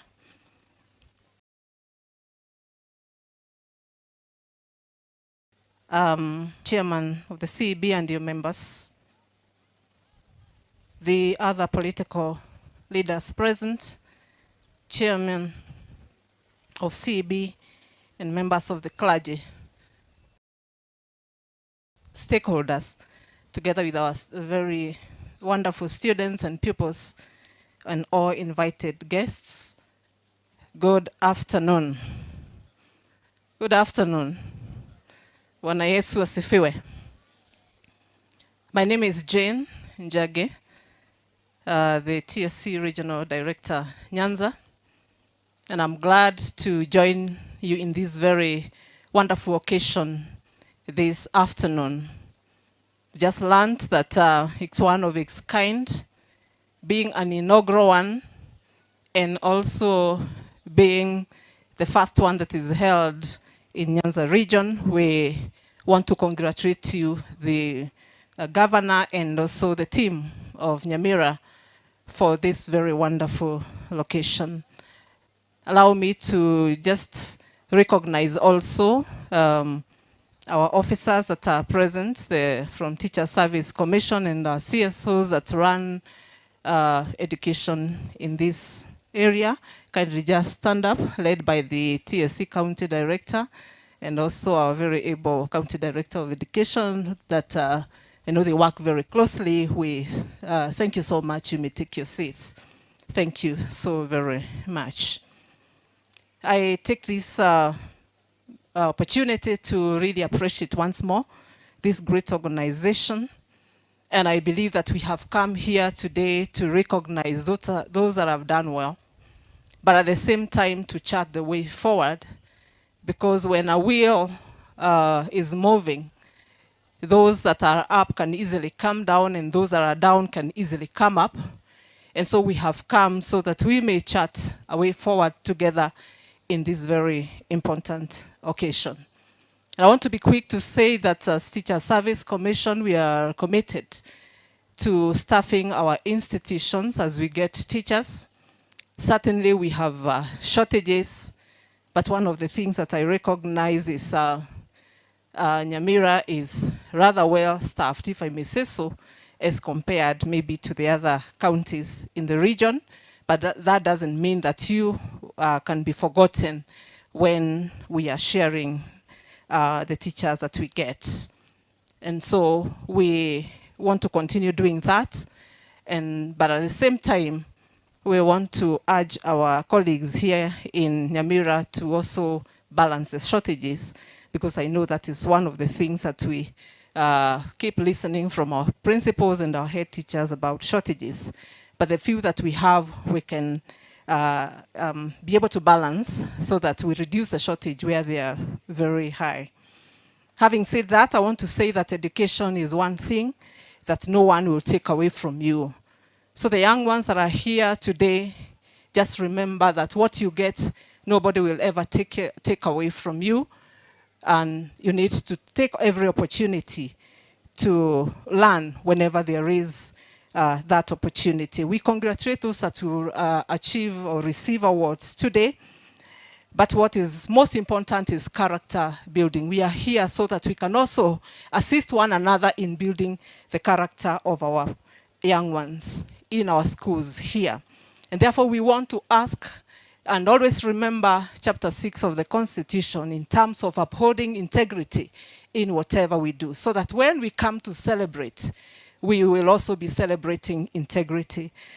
We have no doubt that our exams were well done, but we also want to always remind ourselves that where we could easily fall short of that, then we need to go back to the drawing board so that we may remind ourselves of that. As parents, let us remember Proverbs 22:6 says, train a child and in the ways of the Lord, and when he is old, you will not depart from that. Charity is not the only thing that begins from home. Trustworthy, honesty, respect to authority, all those begin at home. When they respect you as a parent, they'll also respect authority. And I also want to be quick to say that also, the other things that also begin at home, one of them being lawlessness, also begins at home. For that child that will be difficult to a principal and a teacher in the institution, it means they started being difficult at home. And therefore we know that being a parent is one of the most demanding jobs. But we believe that since your love for your child is immeasurable, you're equal to the task. And should there be a few parents who are IDPs, that is internally displaced parents, I think this is a great call today for them to come back home. We want to thank the teachers for the work that you have done. We wouldn't be here if teachers did not do their work, and we appreciate the work that you do. And we know that what a teacher is even more, it is more important than what you teach, because you are a role model. And for the students, as I come to a close, because we have guests to speak to us, allow me to say that you're building foundation for your life. And if there is a shaky foundation, it is going to compromise your future. But we as teachers, we are ready always to ensure that that foundation is never shaky. Keep good company in your schools. Darkness cannot drive away darkness. It is only light that can do that. And I pray that each one of us is going to be a light to the learners here, so that we can drive away any darkness. So with that, I want to appreciate all of you, and thank you so much for inviting us and for being part of this. May the good Lord do you well. Thank you. Thank you, madam. Shukran. Tumpigie makofi Regional Director. Our principals and head teachers, mkono hivi. Mheshimiwa Governor, those are our heads of institutions. Hapo nyuma naona my fellow girls, administrators, ACCs, chiefs, assistant chiefs, thank you so much, feel appreciated. Now, wanafunzi mko? Mpo? Wagapi wangependa kuwa professor? Mkono juu. Thank you so much. It is a dream of every student. Apite KCPE, apite KSE, aende university apate first degree, apate a second degree, akuwe professor. And for inspiration, we have one of us who have gone through that process. Professor Monica Nyamwange. Amesoma mpaka akaenda ng'ambo, akarudi hapa kwetu Nyamira, akafungua Nyamwange Institute, where I visited. She's an inspiration to many. As one of our own who have shown the way. She is also an education advisor to the county government of Nyamira. So tumpigie makofi. Moja, mbili, tatu. Funga. Pesa karibu. Tuongereshe. Thank you so much. Your Excellency, the Governor, all guests present, I greet you all. Too brief because it is a special day, so we really need to get a special message. I want to take this opportunity to address you today. It is a great day that we have gathered here to celebrate the skills, the talents, academic success of our young people. I just want to thank all the teachers, the parents, the boards, for all the good work that you have done. I know many of the teachers, you teach students early in the morning, sometimes in the night. We really want to appreciate all the work that you are doing. I also want to thank the boards, the county government, and also the national government for all they are doing for our schools. In most cases, when students do well, we say, wow, you've done well, you have an A, the sky is the limit. But this afternoon, I'm here to tell you something different. There are no limits.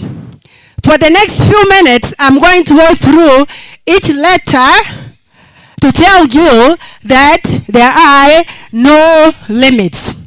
N stands for never give up your dream.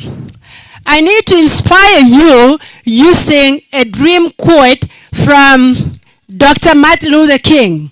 It says, I have a dream. It's a dream deeply rooted in the American dream. That one day, this nation will rise up and live out the true meaning of its creed, that all people are created equal. Dr. King also said, I have a dream that one day my 4 little children will live in a nation where they are not judged by the color of their skin, but they are judged by their character. Dr. King pursued that dream to the end of his life when he gave the famous mountaintop speech. When he said, I have seen the promised land. I may not go there with you. The whole idea of me sharing the dream with you is to let you know that whatever dream you have, you need to pursue that dream. Dr. Martin Luther King pursued that dream until the night when he was killed, as he was fighting for the rights of the black people. So you guys, young people, you have dreams. Some of you want to be lawyers. Some of you want to be engineers. Some of you want to be preachers. Some of you want to be the governors of your counties. Whatever your dream, cling on to that dream, and one day that dream is going to be a reality. So never ever give up your dream. That is N. O stands for overcome your challenges. We all have challenges in our lives. We all have challenges in our schools. Some of the challenges are personal. Some of them are emotional. Some of them are family. Some of them are financial. Whatever challenges you have, we need to figure out how to overcome those challenges. How can you be better? If you are not good in mathematics in school, don't say, I'm not good in mathematics. Find out how you can be better in mathematics. Probably talk to other students who are good in mathematics. Go to the teacher for extra help. So always, whatever challenges you have, figure out solutions. Do not focus so much on talking about the problems. L, learn from the success of others. Some schools are doing so well, other schools are not doing so well. If your school is not doing so well, find out why the other schools are doing well. Go there for benchmarking and find out how you can be better. So, O, overcome your challenges, whatever they are. Learn from the success of others. I stands for integrity. That is very important in our lives. Being an honest person. Being a reliable person. Someone that speaks the truth. Remember, speak the truth and the truth will set you free. Remember, respect the property of others. If you are in school, you will start by stealing a pencil. Next time, you're stealing a mattress. Another time, you're working for a government somewhere and you're stealing government money. So you really have to exercise high levels of integrity. That should be part of your life. M stands for make wise choices. I need you to remember, every choice you make, there are consequences. If you make good choices, the consequences will be different than if you make bad choices. Be very careful who your friends are. Sometimes you go to school and you get into a wrong company. Sometimes you get into some issues, teenage pregnancy, you have drugs, you have stealing, you have smoking. All those things are not necessary. They will impact your life in a negative way. So always make wise choices. Be careful who your friends are. I inspire others. When I was doing a mentorship program at Menyenya Secondary School, one of the girls came to me at the stage and she told me, I want to be like you one day. I called her and asked her exactly what she meant. I don't know whether she wanted to be tall like me or whether she wanted to be a professor like me. All I'm trying to say is you need to be in your best character so that you become a role model for others. So somebody can say, when I grow up, I want to be like so and so. T stands for there is no gain without struggle. I'll repeat. There is no gain without struggle. Nothing comes the easy way. Don't say that so and so was lucky, that's why they passed. Don't say Nyamira boys, they're lucky, that's why they passed. They're not lucky. Those students go to class at 5 a.m. and they study with their teachers. So you really have to work hard. You have to struggle. It's not easy. You have to work hard. You have to struggle. Nothing comes the easy way. S, set yourself up for success. Set your priorities. Ask yourself, what do you want to achieve? For example, you may say, I want to get an A, or you may say, I want to become a lawyer, I want to become a doctor. Whatever it is, set your goals. What exactly do you want? After that, figure out how to achieve that goal. So in this case, we're celebrating success. That means that a lot of our people from various levels are doing quite well. And actually, I do commend everyone. Now, as I am getting close to finishing up, I am going to give you 3 ABCs for success, especially the students. The A stands for attitude. You have to have a positive attitude. You have to have a mindset of success. Don't say that, I am not so good in science. Who told you are not good in science? Kenya, the way it's heading today, humanities are not very marketable. The job market is in sciences, in mathematics, in technical courses. If that's where the job market is, don't say you are not good in science. You have to change your mindset and you do what it takes. So A is for attitude, and also A is for being active. All the time in school, you are either reading, you are writing, you are discussing, you are being active all the time. Society doesn't want people who are lazy. So your A is for attitude and working hard. B is for believe in yourself. My young people, if you believe in yourself, you will be whoever you want to be in future. If you want to be a preacher, yes, you will be a preacher.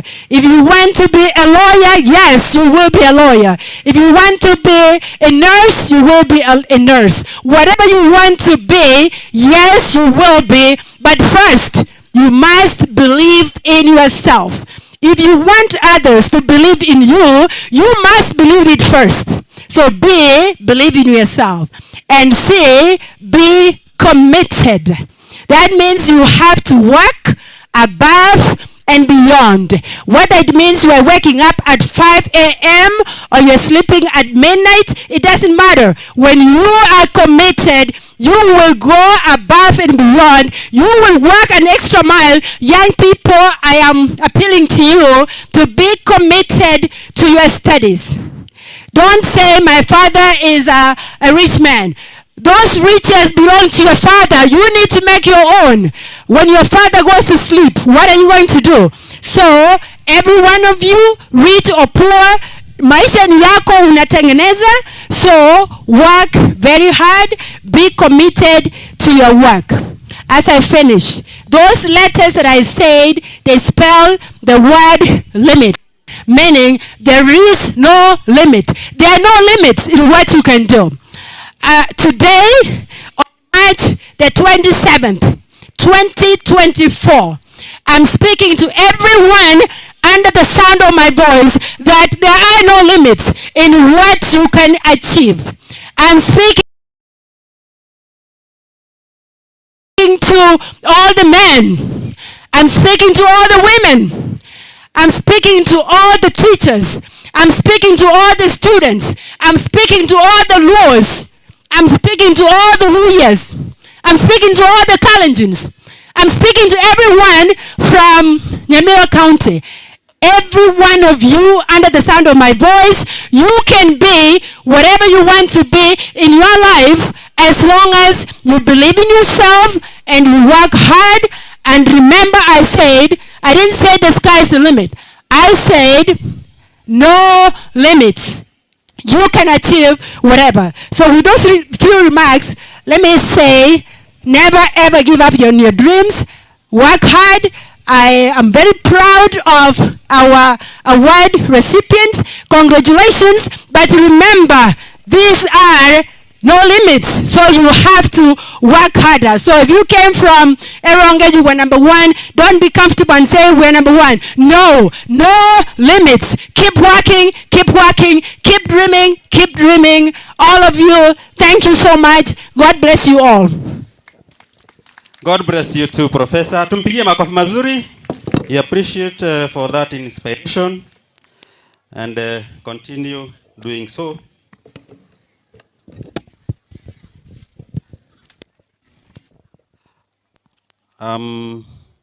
Before now I read the speech by the County Commissioner Nyamira County, I would wish to appreciate some of our good neighbors who have come here to benchmark. The County Director Education, Homa Bay County. Ako wapi tumu appreciate. Inuka kidogo. Thank you so much.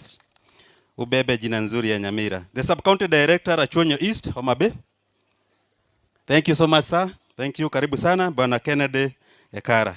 Asanteni sana kwa kuja. Now, allow me, Your Excellency, to read the speech or the message from the County Commissioner, Nyamira County, and it goes as follows.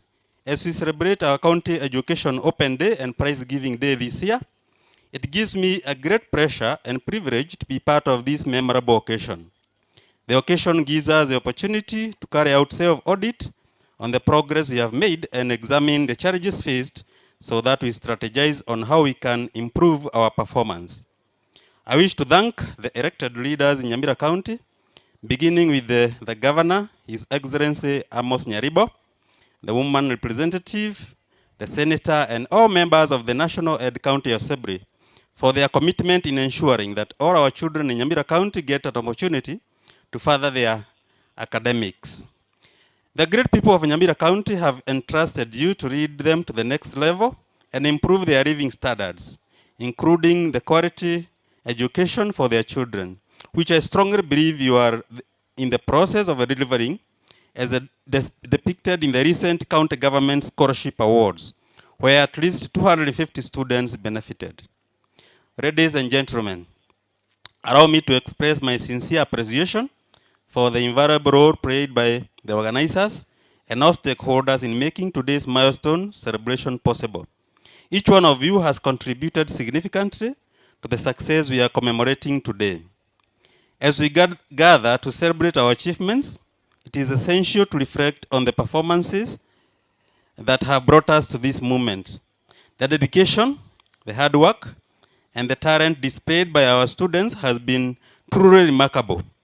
Their commitment to excellence is evident in every endeavor they undertake, and their achievements today are a testament to their unwavering determination. Further, I would like to acknowledge the critical role played by the national government administrative officers in exams administration. Their diligent efforts in ensuring the integrity and fairness of examinations has been instrumental in upholding the standards of our education system. Their behind-the-scenes work often goes unnoticed, but it is essential in maintaining the credibility of our examinations. This is evidenced by the 2023 KCPE performance mean index of 7.71 and the 2023 KCSE performance, which has seen at least 71.1% of students gain C+ and above.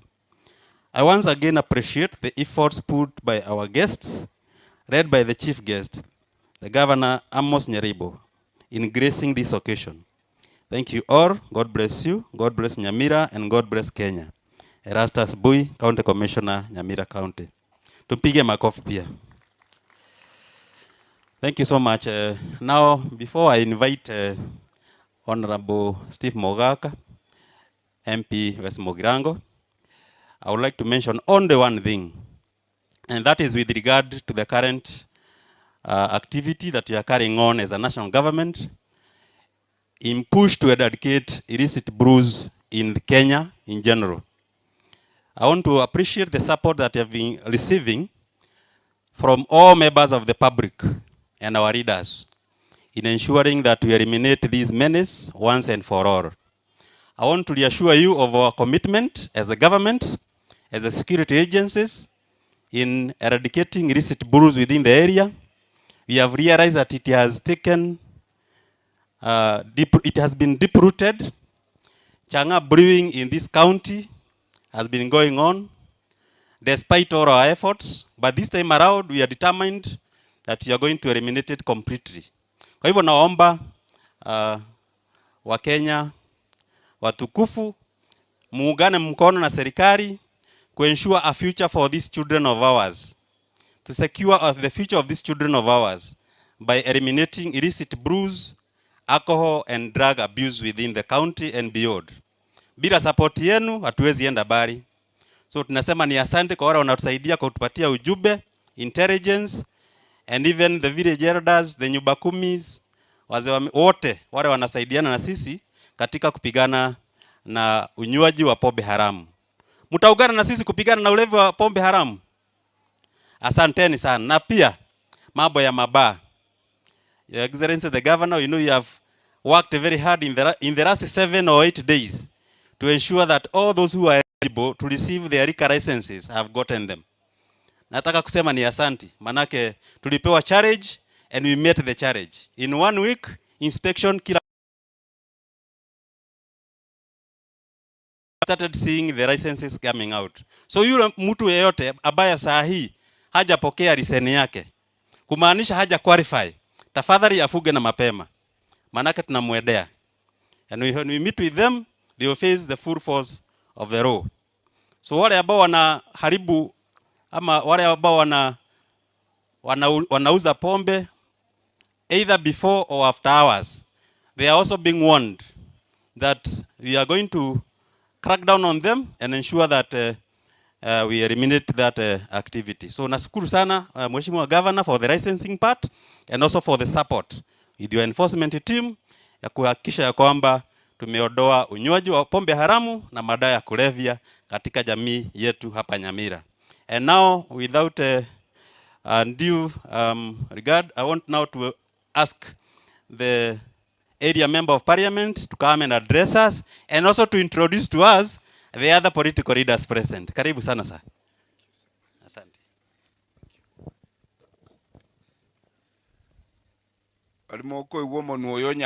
God is good and all the time. Thank you. Thank you so much. Today is a very important day. Your Excellency the Governor, Your Excellency the Deputy Governor, and your entire county establishment, our regional director for TSC and the entire education sector, Mheshimiwa Mwenza, Irene Nyakirario, viongozi wa County Assembly, walimu na wanafunzi.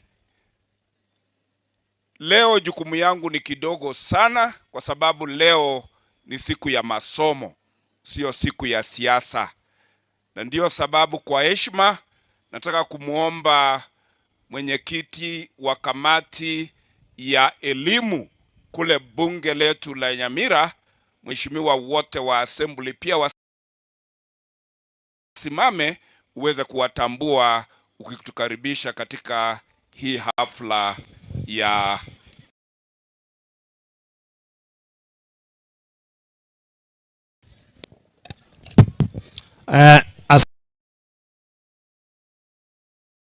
asante sana mheshimiwa kwa nafasi. Your Excellency, our Governor,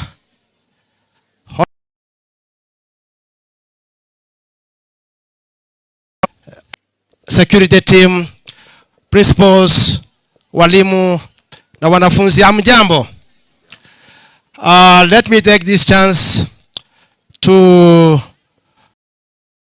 introduce my colleagues from assembly who have managed to come with us, honorable members of the county assembly.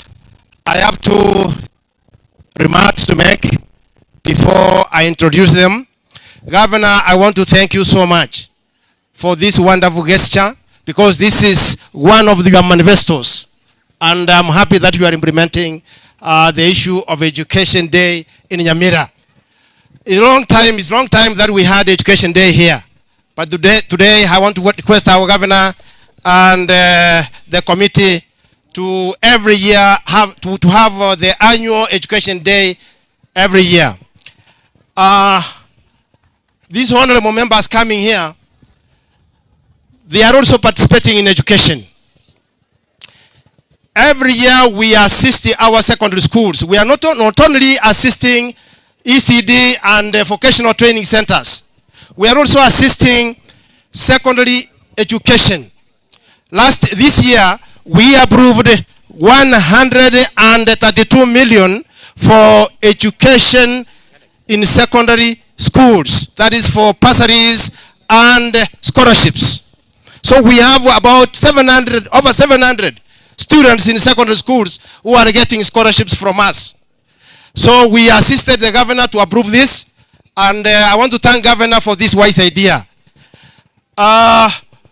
We are also concentrating more on ECDs and vocational training centers. That is our core business, and we are doing a lot. I want to thank governor for the serious issues he has raised on education, and we are ready to assist him fully to implement his manifesto.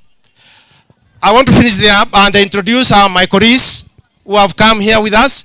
We have education committee in the assembly, and in the education committee we have the chairman, who is Mr. Ogeto, speaking now.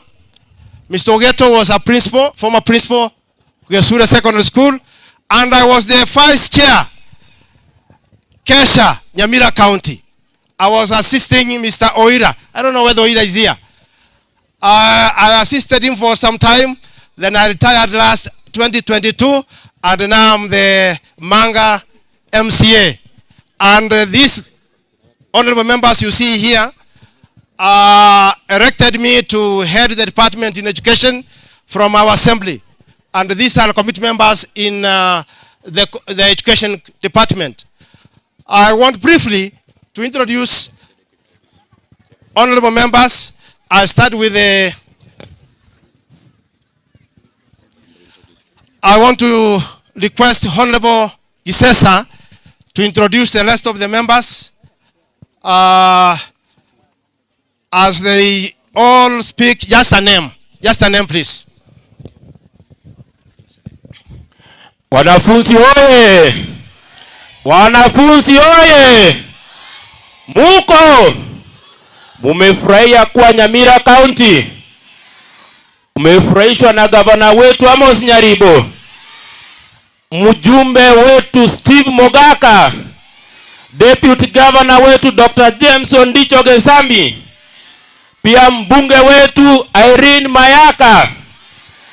Aya, mimi naitwa Nyambega Gisesa, MCA Rigoma Ward na Majority Whip wa County Assembly yetu ya Nyamira.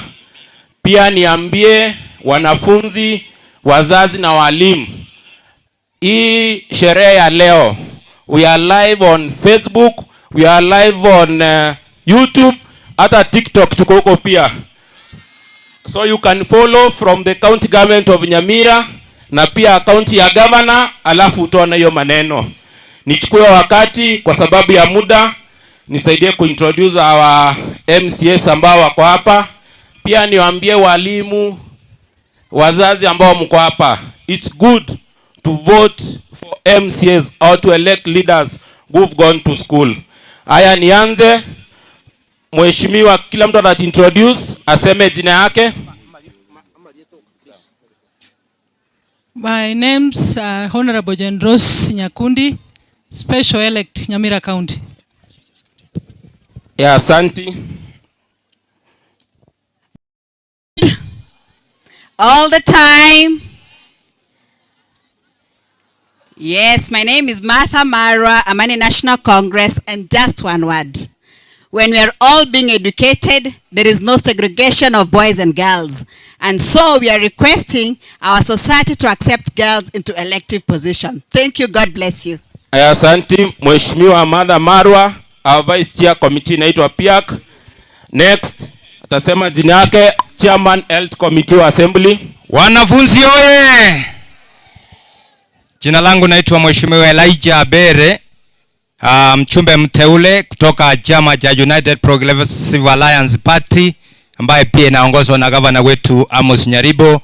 Pia mimi ni mwenyekiti wa afya katika county assembly yetu. Mungu awabariki sana. Thank you so much. Asante. Chairman wetu wa Health Committee ndio Mheshimiwa Bere ambaye ametoka. Wanafunzi wanafunzi Your Excellency the Governor, Your Excellency the Deputy Governor, kwa majina anaitwa Lydia Mosiere, Special Elect kutoka party ya Ford Kenya, Simba, ikiongozwa na party leader Moses Wetangula, the Speaker of the National Assembly. Asante sana Mheshimiwa Lydia Mosiere kutoka chama cha Ford Kenya, wakili wetu. Praise God. Praise God again. My name is Michelle, Honorable Michelle Kemuma. I'm a nominated MCA under the Jubilee ticket. And just one word for the students. Kindly remember that education is the only weapon you can use to change your future and to change the world. Thank you and have a good day. Asante. OMC ambaye ametoka ni wakili pia. She's one of our lawyers who ni educationist. Bwana Yesu asifiwe.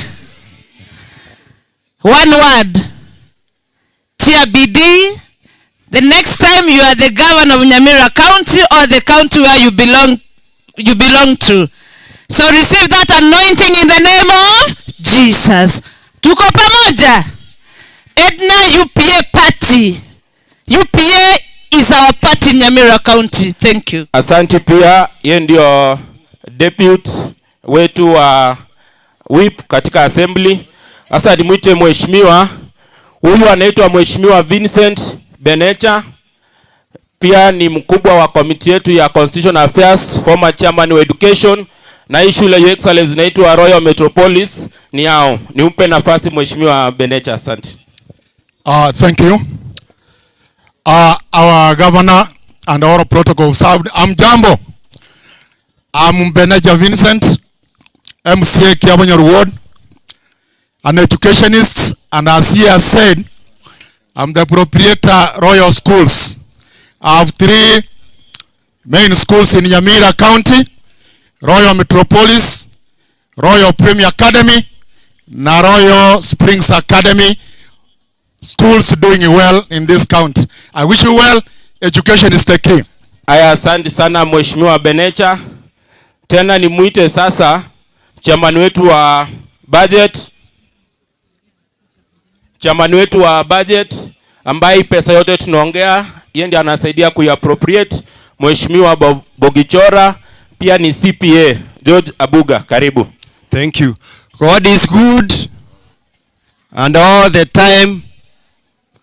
I'm CPA George Morarabuga, MCA Bogichora Ward and the chairman Budget and Appropriation Committee in Nyamira County.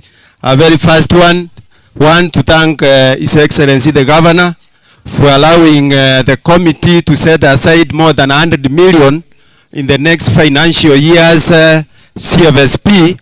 Na CFSP inamaanisha County Fiscal Strategy paper, na for agreeing to change our strategy. I'm addressing the education sector that the Nyamira County in the next financial year will now shift another focus to the vocational training centers so that we pull out the human resource that is being wasted in our areas that we come from. God is good all the time. Thank you. Asante sana, tunakaribia kumaliza. Sasa nimuite our educationist, alikuwa mwalimu, pia alikuwa mwanachama wa NAT, Executive Secretary Nyamira, Mheshimiwa Julius Matwere, ambaye pia ni chairman wetu wa implementation na pia alikuwa director wa majani chai. Karibu sana. Jina tu alafu tukisonga. Asante, karibu. Thank you so much.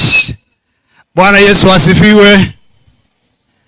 Naitwa Julius Matwere, MCA Bonyamatuta Ward. Mine is to wish you well. Thank you for this day. The governor and the entire team we want to thank you for organizing this function, and we want to believe this will lead to better standards in this county. May God bless. Thank you so much. Asante sana Mheshimiwa Matwere, chairman implementation. Now I want to call MCA Township, who is serving his second term, and our chairman roads anaitwa Mheshimiwa Duke Oyagi Masira, na pamoja na Mheshimiwa Steve Mogaka wanataka university kuje town. Ndio Duke pia aenda university.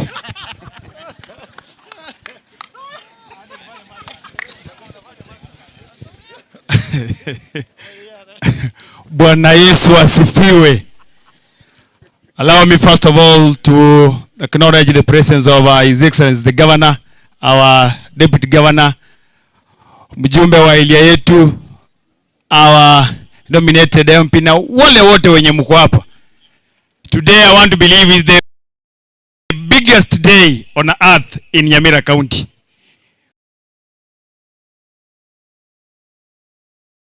Education regards the day today that we here to celebrate our so government, we want to thank you. We want to thank you for this innovation, following our father from behind. Congratulations every one of you. Welcome hapa kwetu township. I want to thank you and thank you for making our name great in Nyamira. Hiyo maneno ya university imeongewa, sasa follow it. Mjumba amesema hii wache kuja hapa. Pia si tuongeze masomo. Lakini mimi ni engineer, ukiniona don't joke with me around. Thank you very much. Mungu awabariki nyote. And the Waziri Emily, thank you for also thinking of this. This is wonderful. Aya, asante sana. Mheshimiwa Duke ni engineer, alienda Kisipoli na pia ni engineer wa siasa. Aya. Kwa sasa nimuite mheshimiwa wetu, mheshimiwa wa kule Itibo Ward, Maria Keribogie Taiko. Naona kwa hiyo performance imefanya vizuri. Pia ni commissioner wetu wa assembly na graduate wa Kisii University ambaye inatupea branch huko Nyamira. Karibu mheshimiwa. Thank you, my majority whip, Your Excellency, Deputy Governor, security team, na watu wa mwensi yoyo koiguo tabu atienda mwamu salute mbia mole. Mi yangu ni machache. Your Excellency, kuna kitu moja niliona hapa ikanifurahisha. Kuna mwanafunzi alikuambia I want to shake your golden hand. Na akakwambia akikuangalia anaona the bright future of Nyamira. Wote wachamwangalia huyo mwanafunzi venye ameangalia.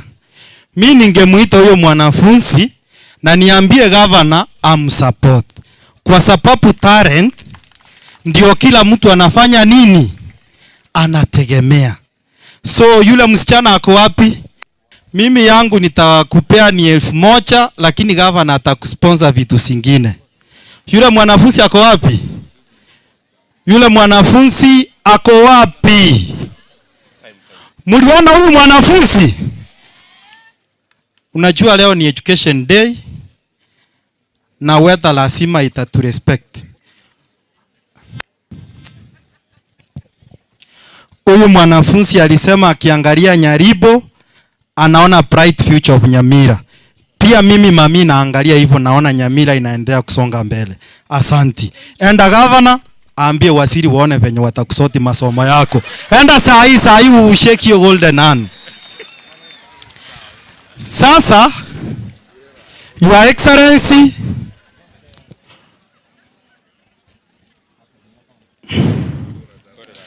Your Excellency, ukiangalia the latest research yenye ilitokea, uliona Nyamira we have mental disorder 2%.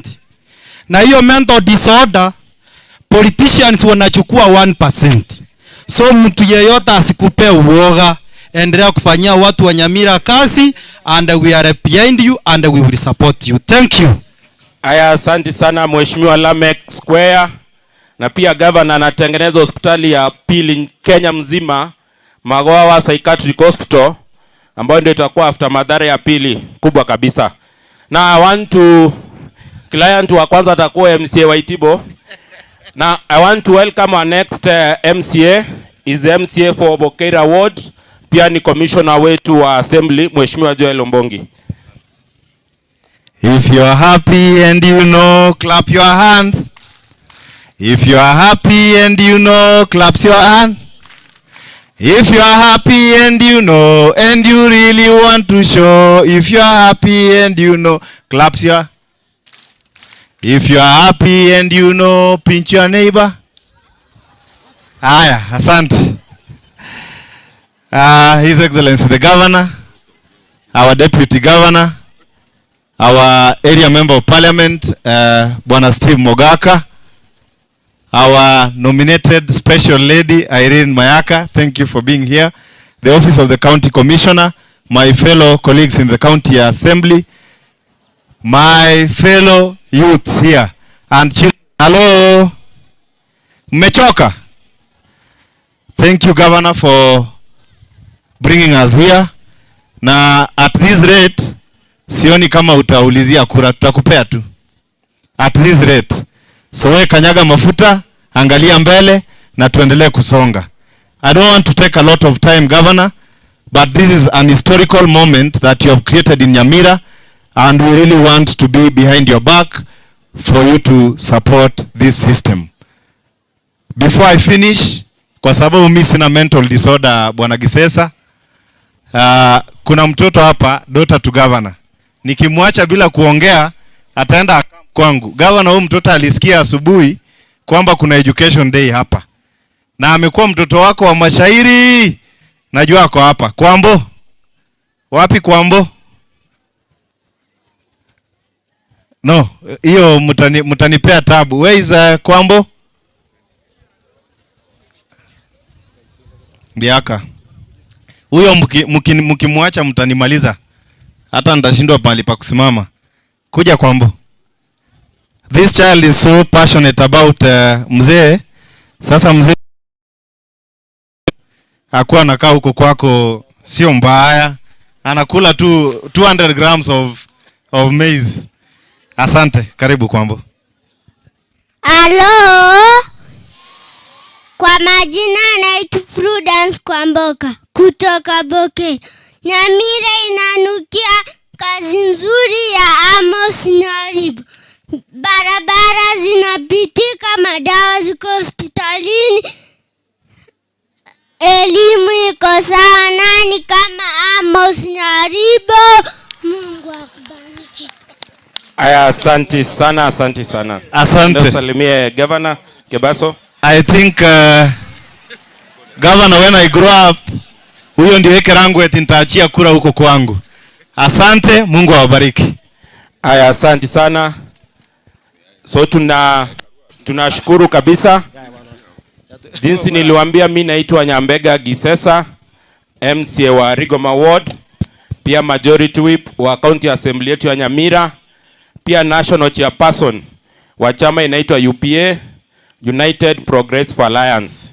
Kia mageito, kia bagusi, na inu toko nyago saba, mwenye goto buates. Mtu araboluya, ukiangalia kina natembea, wameanza. Kule kwa Wakikuyu, akina Deputy Governor Rigathi Ndidi Nyoro na wengine, wameenda kujipanga. Na into abantu baito, tukatue bange ngora, na ditora abego chimotu. Nishukuru sana Governor, on behalf ya watu wote wa Nyamira. Asante sana for what you've done. Thank you. Mheshimiwa Geto, apeane ni ujumbe wa speaker wetu. Thank you Mheshimiwa. These honorable members ndio wanafanya kazi na His Excellency our Governor, na sisi pamoja tunauliza our principals in schools watoke 4.6, last year mlikuwa hapo 4.9, tuende 6, at least itaonekana vizuri kidogo. Our honorable speaker is on the way coming, na kija atawasalimia. Let me finish there. Nishukuru Mheshimiwa for the chance, and we have taken a lot of time. Thank you so much. Nashukuru hao ni viongozi wetu, lakini ilikuwa ni hafla ya education, na ndio sababu Your Excellency utaniruhusu tu nivunje itifaki. Viongozi wa walimu Nat na Kupet inchumosi ya lera makonda ya manyansi egera toirane back to what brought us here.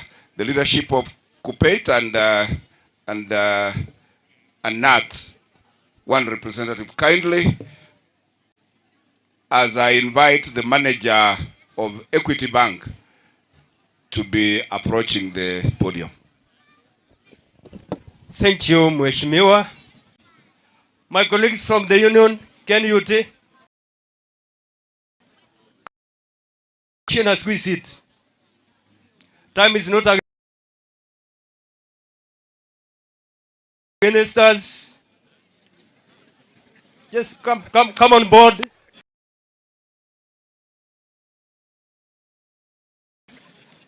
Come on board.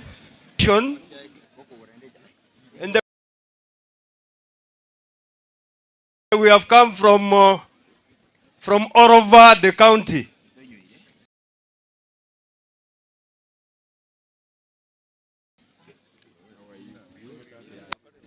These are officials of Kenya National Union of Teachers, Nyamira County. I'm their spokesman. But because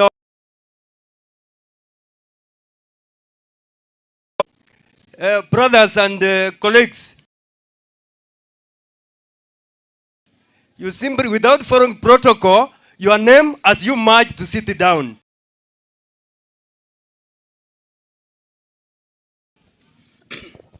Amonkoba Albert Yonsare, not Executive Secretary Keynote Nyamira branch. I want to take this opportunity to welcome everyone to this meeting because I'm the hosting branch. Welcome all of you. Thank you. I am Simon Ondoro, North Branch Treasurer, Borabu. Alfonso Alipakwekwe, Chairman Borabu. This is Onkwara Ronald, Masaba branch. Thank you. Joyce Moranya Beri, Masaba branch. Yukabet Bundi, woman representative, Warau branch. Isabella Ateka Nyakundi, woman representative, Masaba branch and Nyamira County. Azna Kebaso, woman rep Manga. Nyasinga Julius, Vice Chair Manga. William Matara PC Nyamira, kwa jina lingine najulikana kama Mayor. Josephine Omboli, Beck Manga. I'm Henry Maonga, Assistant Treasurer, Masaba branch. Joseph Atuti Orandi, Chairman Masaba branch, Assistant Executive Secretary, Nyamira County. Charles Sobure, aka Senator, Executive Secretary Nati Borabu, also dubbing as a County Treasurer, Nat. Lastly, I'm Nyangao Nicholas, the Executive Secretary Nat Nyamira County. If you can stop greeting the governor, I make a statement. Our dear Honorable Governor, Your Excellency, we want to thank you and thank you most sincerely because you have done it. This is the very first education open day that we have had since the inception of Nyamira as a county. So we want to thank you and we want to encourage you to continue with the same. On the same note, I want to request our political class, Mugaka. Nakuru Siriagobia on behalf of Keynote. Na ndemane kuboli, where are your colleagues?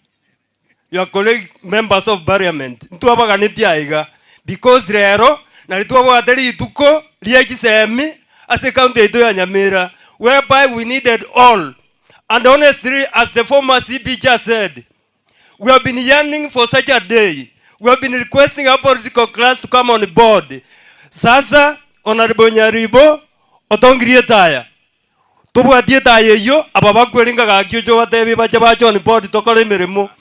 God bless you all, channel masses, as you travel back home. And as our dear governor will be concentrating in promoting our ECD teachers to permanent basis. Thank you.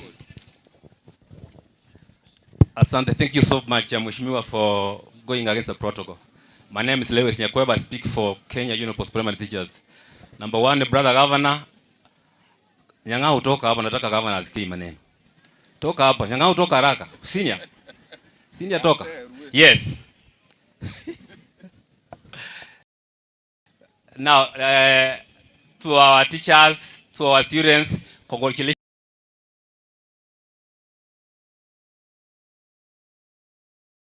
for making it. Your Excellency, you may not know this, that for the last about 14-15 years, we've not had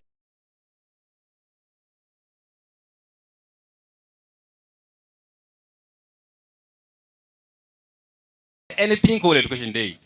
As my former chairman CB said, we struggled so that this event becomes better next year by allowing the government to spend this money. Because I'm sure it has not been possible for him to spend this much. Mheshimiwa, Members of Parliament, I don't want to repeat. I'm the second senior most member in the County Education Board and the Teachers Education Board because I served the DB and I'm serving my second term in the CEP. Kindly, members of Parliament, to Steve and members of the County Assembly, partner with education. Come and meet education elders. Come and meet education stakeholders so that we can be able to move forward. Finally, Mheshimiwa Steve, I happen to sleep in this town. Your governor, you know that a few days ago, a few weeks ago, we have not been sleeping. People come at around 11, at around 12, they break our doors. I want to thank you that when you raise your voice, the security agents who are here are really doing well. In fact, for the last 2-3 weeks, huwa tunalala vizuri. Tuendelee na asante sana. Thank you. My organizing secretary, who also comes from around, please greet the congregation. Thank you so much as I sit. Na mimi nawasalimia, langu ni jina tu Evans Matuga, katibu mratibu wa chama cha KUPPET. My executive secretary has already spoken. I will not speak. Thank you so much. Naomba tupigie huyu Equity Bank makofi rasmi kwa sababu ya support ya banki yake kwa masomo yetu. Mwakere chinkobyo mumane scholarship uendega. Thank you very much, Mheshimiwa Steve. Your Excellency, thank you very much for this occasion and all the protocols observed. My name is Robert Abere. I'm the team leader Equity Nyamira. I want to congratulate you for this great occasion.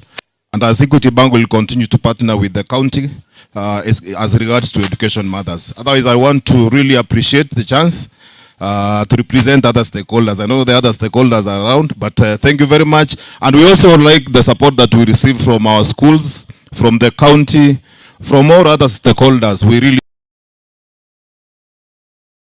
and may God continue to bless Nyamira and our country as well. Thank you very much indeed. Sasa kwa heshima, there is one category I will skip for you, Governor. Permit me now to invite my sister, Member of Parliament,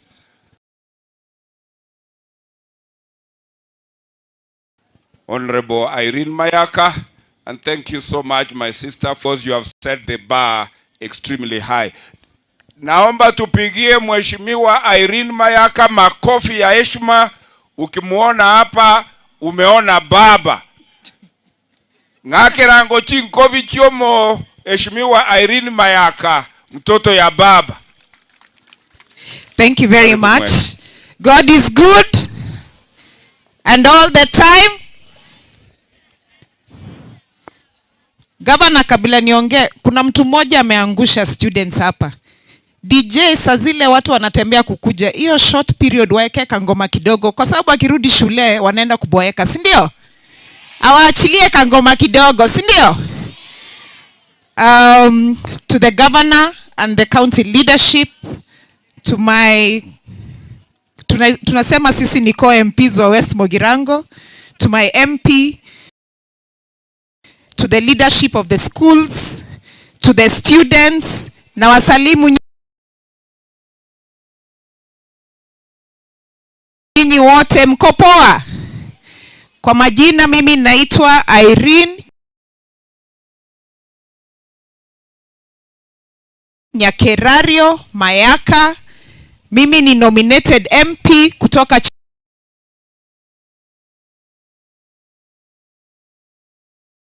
chama cha ODM. Education is the only equalizer that you have in this world.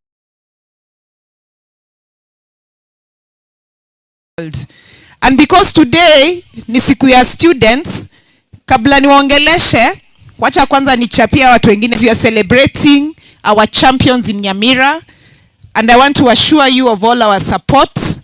Nimesikia Gisesa akisema ule kazini yangu mdogo anaitwa Duke Masirasai ako kwa line, na yeye mwenyewe amesema so that we can work together.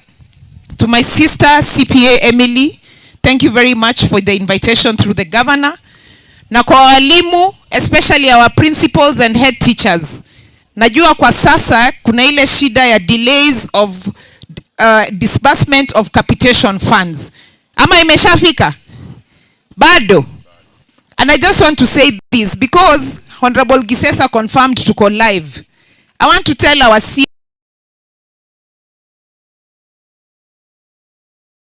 for education, Omogaka CS Machogu, that education, if education is not a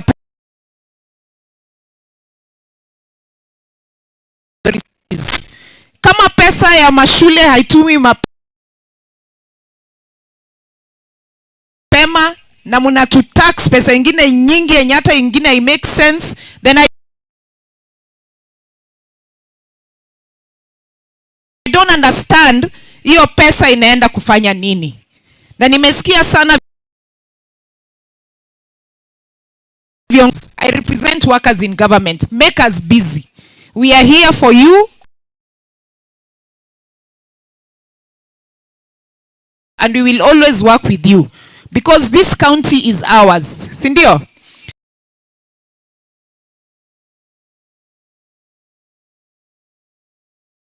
And to the young students, mko poa? High five mwenzako mwambie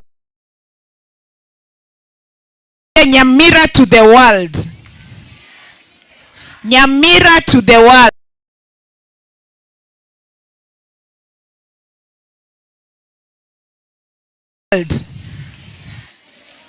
Lakini sasa kuna mahali kidogo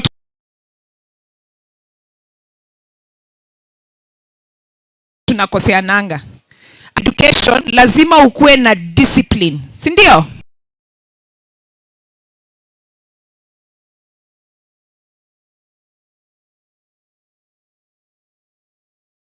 Lazima ukue na discipline, heshima na ujitume. Because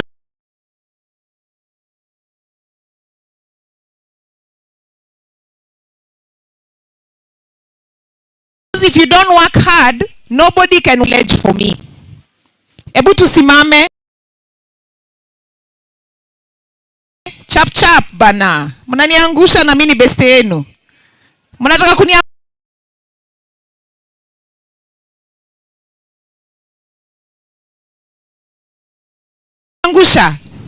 Na vile nimesikia mko na matalent hapa. Kwanza oi. Aya, sasa inua mkono yako ya right. And then you will repeat these words after me. Sawa? Aya,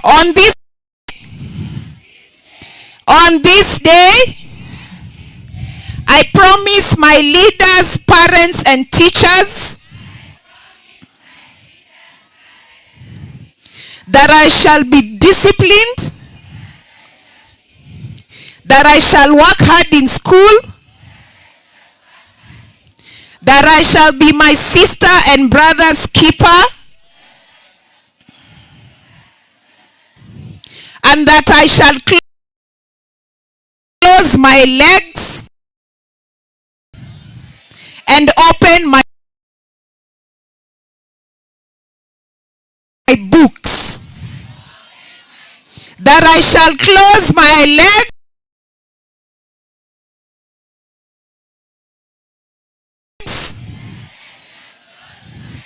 and open my book. Watch.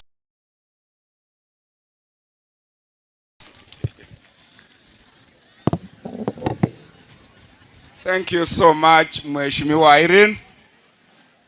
You should be a priest like Father Masese.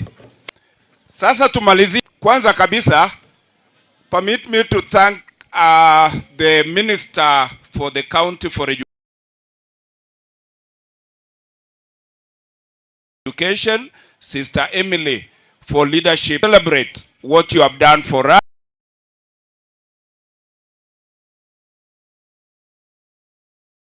us. You have indeed made us proud as a county, and I want to assure you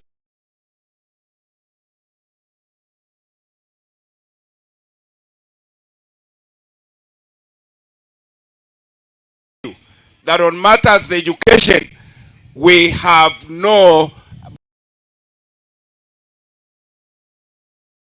barrier. Niruhusu nilete rambirambi apology. May I bring apologies Sairo ambayo pia ako ng'ambo, na pamoja na Mheshimiwa Osero kule Borabu, pamoja na apology yake mama county wetu Madam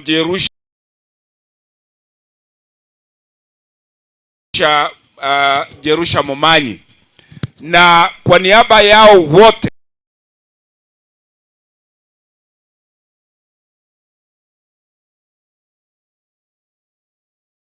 na wajumbe wote wa Nyamira, tunataka kuwa any of us present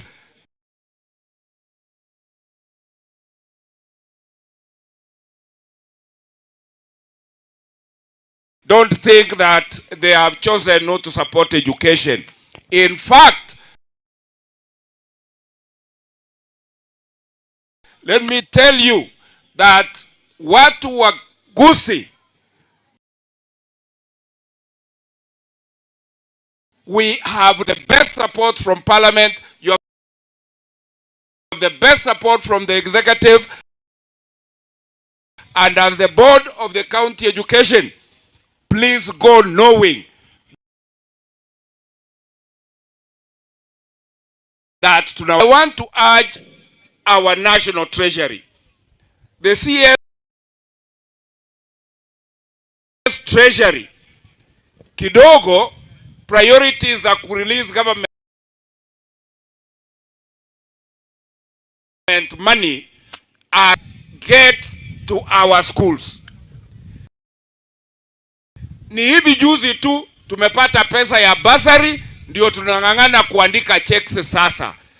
I am a government supporting MP, and on this one I want to speak to the ears of the president, because saa ingine wanampelekea hesabu gushi ya kumwambia tumefanya. I want to plead with our treasury mandarins to take matters education very seriously. Na nataka kuomba msamaha kwa sababu ya serikali, kwa niaba ya serikali hiyo pesa ifike. But I want to thank our principals and school managers for standing strong for our children, even without a timely release of capitation to your schools. I want to thank you, and please don't close schools mapema, kwa sababu hawa watoto tunataka wapate grade A. Naomba tu, if there is any way we can talk with our suppliers to keep our schools running for an extra few days, so that our contact hours with our students can be adequate to make them get me my grade A's, nitashukuru sana na kushukuru. Kwa niaba ya watu wa West Bugirango, we are proud that we hosted the Regional Drama Festival, which ended last week. And I want to urge you all to continue choosing West Bugirango as your destination for doing every activity. And I'm happy also to know that we all agree that ile shule tulikuwa inaitwa university ilikuwa hapa town. I am still pleading, hiyo shule ilikuwa hapa town ya Kisii University irejeshwe as we plan to roll out the university, ndio hawa watoto wetu wasiende kukufa njaa kule kwingine, waende university wakirudi nyumbani. Mbobende gosembu yandi buyamono tika Nyasaye aira nilio gosabu ukwo. Sasa ni wakati maalum, nataka kumuomba kwa heshima Mheshimiwa Deputy Governor wetu akuje amwalike governor wetu atuzungumuzie. And Nyawa girls, I'm guilty as charged on your dilapidated schools. I am guilty as charged, na nitatekeleza wajibu wangu, hamtakuwa hivyo tena. Karibu sana Mheshimiwa. Mheshimiwa, God and all the time umurangi kwa ni kwa ni mfano na obrigado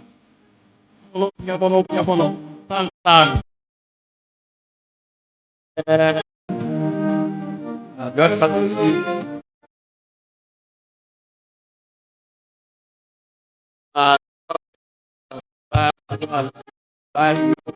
what to do in this house and then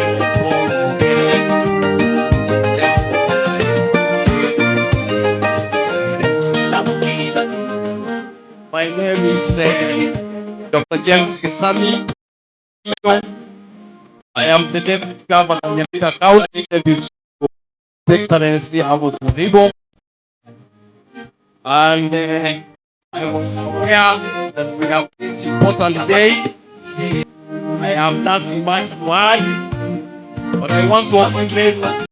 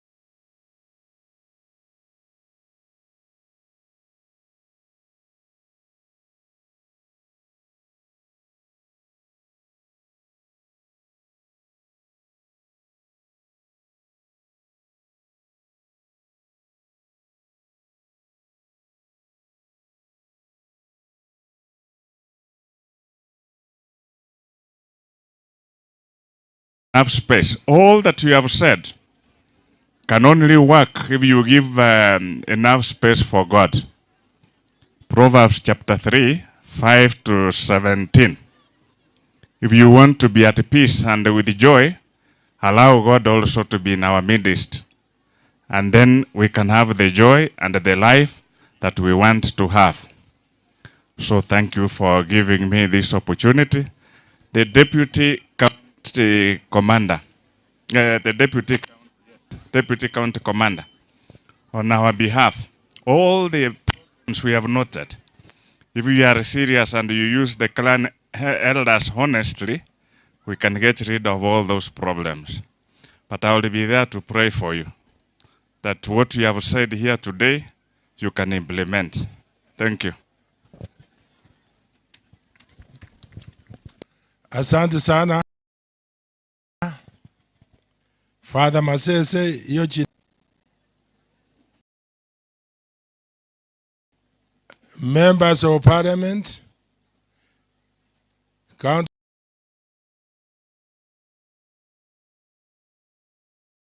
Commissioner, orders,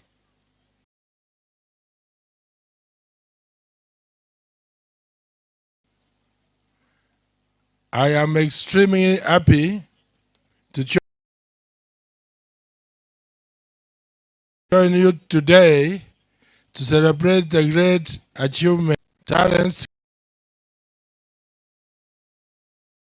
skills, and academic achievements that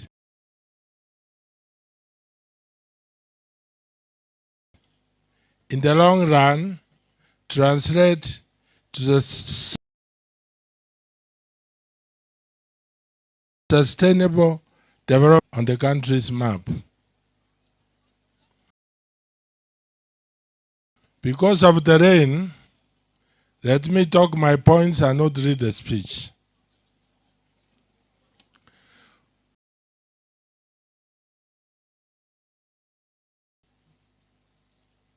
Wanafunzi, wazazi, maafisa ya education na wote wanahusika na hii, including security. Leo tuko hapa kwa siku ya kwanza kusherekea results mzuri wanafunzi yetu walipata mwaka uliopita. Hii ilitokana na efforts ya watu yote, including security agencies. Na hii ndio siku ya kwanza, but itakuwa huko kila mwaka. Kila mwaka, hata tukiwa tunaenda chini, lazima tukutane tujiulize kwa nini tunaenda chini. Kama tunaenda juu, tukuje hapa tujipigie makofi ndio tuweze enda juu zaidi. Wakati Nyambari ya top national examinations in Kenya, watu walituangalia na suspicions. Wakaweka mikakati shule hata maaskari. It did it again. Tuwapigie makofi. Na wale wote shule zetu mingi zilifanya mzuri, tunawapea echo. You are our bride. Sisi tuko uongozini sahihi. Lakini unajua siku zetu sitapita, ikuwe siku yenu na nyinyi ipite, muachie watoto yenu. Kwa hivyo, vile tunakutana kwa sababu ya elimu, ni muhimu tujiulize maswali kadhaa. Moja, lazima tuheshimiane. Ile shule iko mbele ya ingine, tuheshimiane ndio we can benchmark.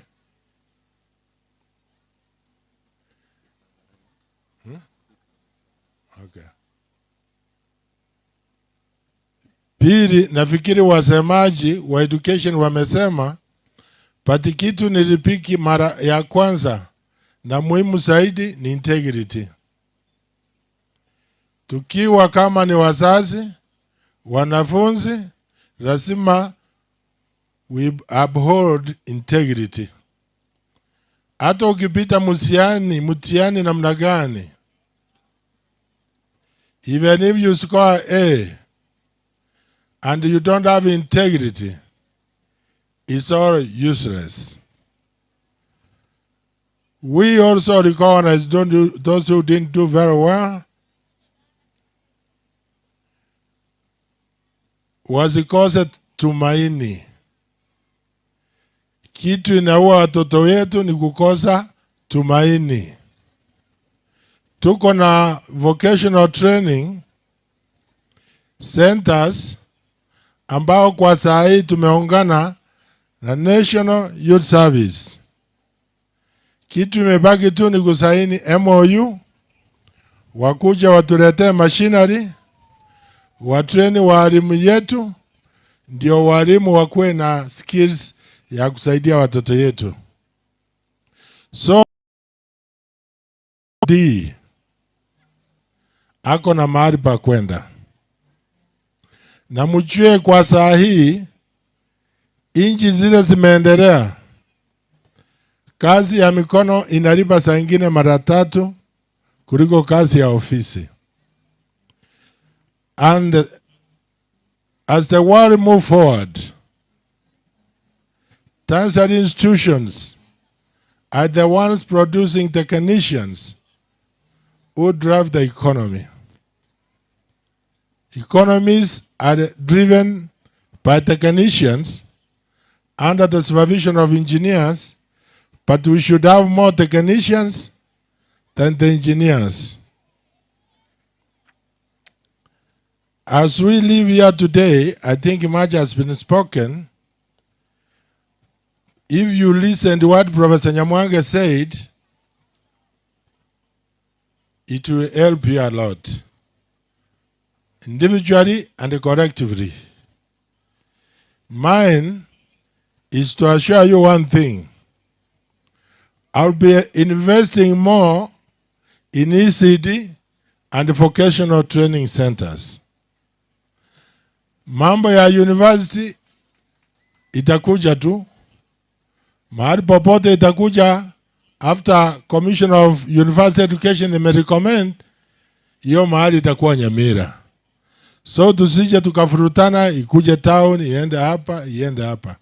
Hiyo haitusaidii. Because kama viongozi riketi, tukasema popote headquarter ya university taenda, kuna college zingine, kila constituency ita house a particular college. Be it ya agriculture, ya engineering, business, and ICT, and others. So, tuungane na fikira moja kwamba university utapata itakuja Nyamira. Mahali itawekwa, hiyo sio shida, bora ikuje Nyamira. As I've assured you, I will put more money in ECD and vocational training. That's the focus of county government. And as we celebrate this day every year, we'll be reviewing the progress we have done in all our education sectors. With those few remarks, I assure you that the next day will be even more elaborate, because this was the first, and we'll put enough money in the budget to be able to organize it from sub-county. Ikikwisha ndio tukue na county celebrations. Mungu akuwe na nyinyi, na mkienda muende salama. Lakini nasikia speaker amekuja, wacha waeleze kwa nini anachelewa mpaka saa hii, mpaka kama anaongea. Eleza. Asante. Thank you, Your Excellency. Ningependa kuomba msamaha mara ya kwanza. because I was on my way coming, and then I got a call from school that my daughter was injured. So nilienda kumshughulikia kidogo because it wasn't my intention, but I want to apologize for coming in late, but the situation is in control. Vile mmesikia sitakuwa na mengi. I only want to reaffirm what leaders have spoken here, that great countries have only succeeded by investing in education. As the county government of Nyamira, as our excellency is Amos Kimomi Nyaribo has said it here, we will do our bit, especially from the county assembly in matters of legislation, to ensure that our ECD centers are well equipped, our VTCs are well equipped, and as we collaborate with other stakeholders from national government, I know this county will be great. That our future is based on the investment we make today in education. So I want to support all that the leaders have shared, stakeholders, that we will work together this journey to ensure that in academics we rise and our county will be great and they will shine depending on the investments we make today. So I wish you well. Mmesikia kwa majina ni Okero Enoch ambaye ni speaker wa Nyamira na mkubwa akiongea, si hatukui na mengi, but we wish you the very best for your commitment, dedication, and count on our support every minute you need it. Thank you very much na washukuru sana. Baada ya kusikiza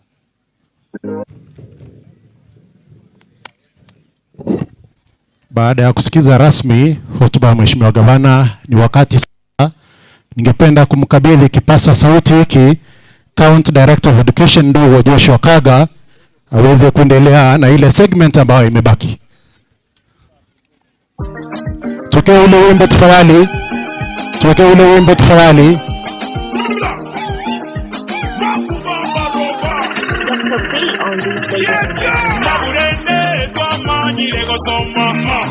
Katika hafla hii tutaongozwa na ndugu Juma Leo ambaye ni chairman wa Awards Committee. Ningependa kumkabidhi kipasa sauti hiki.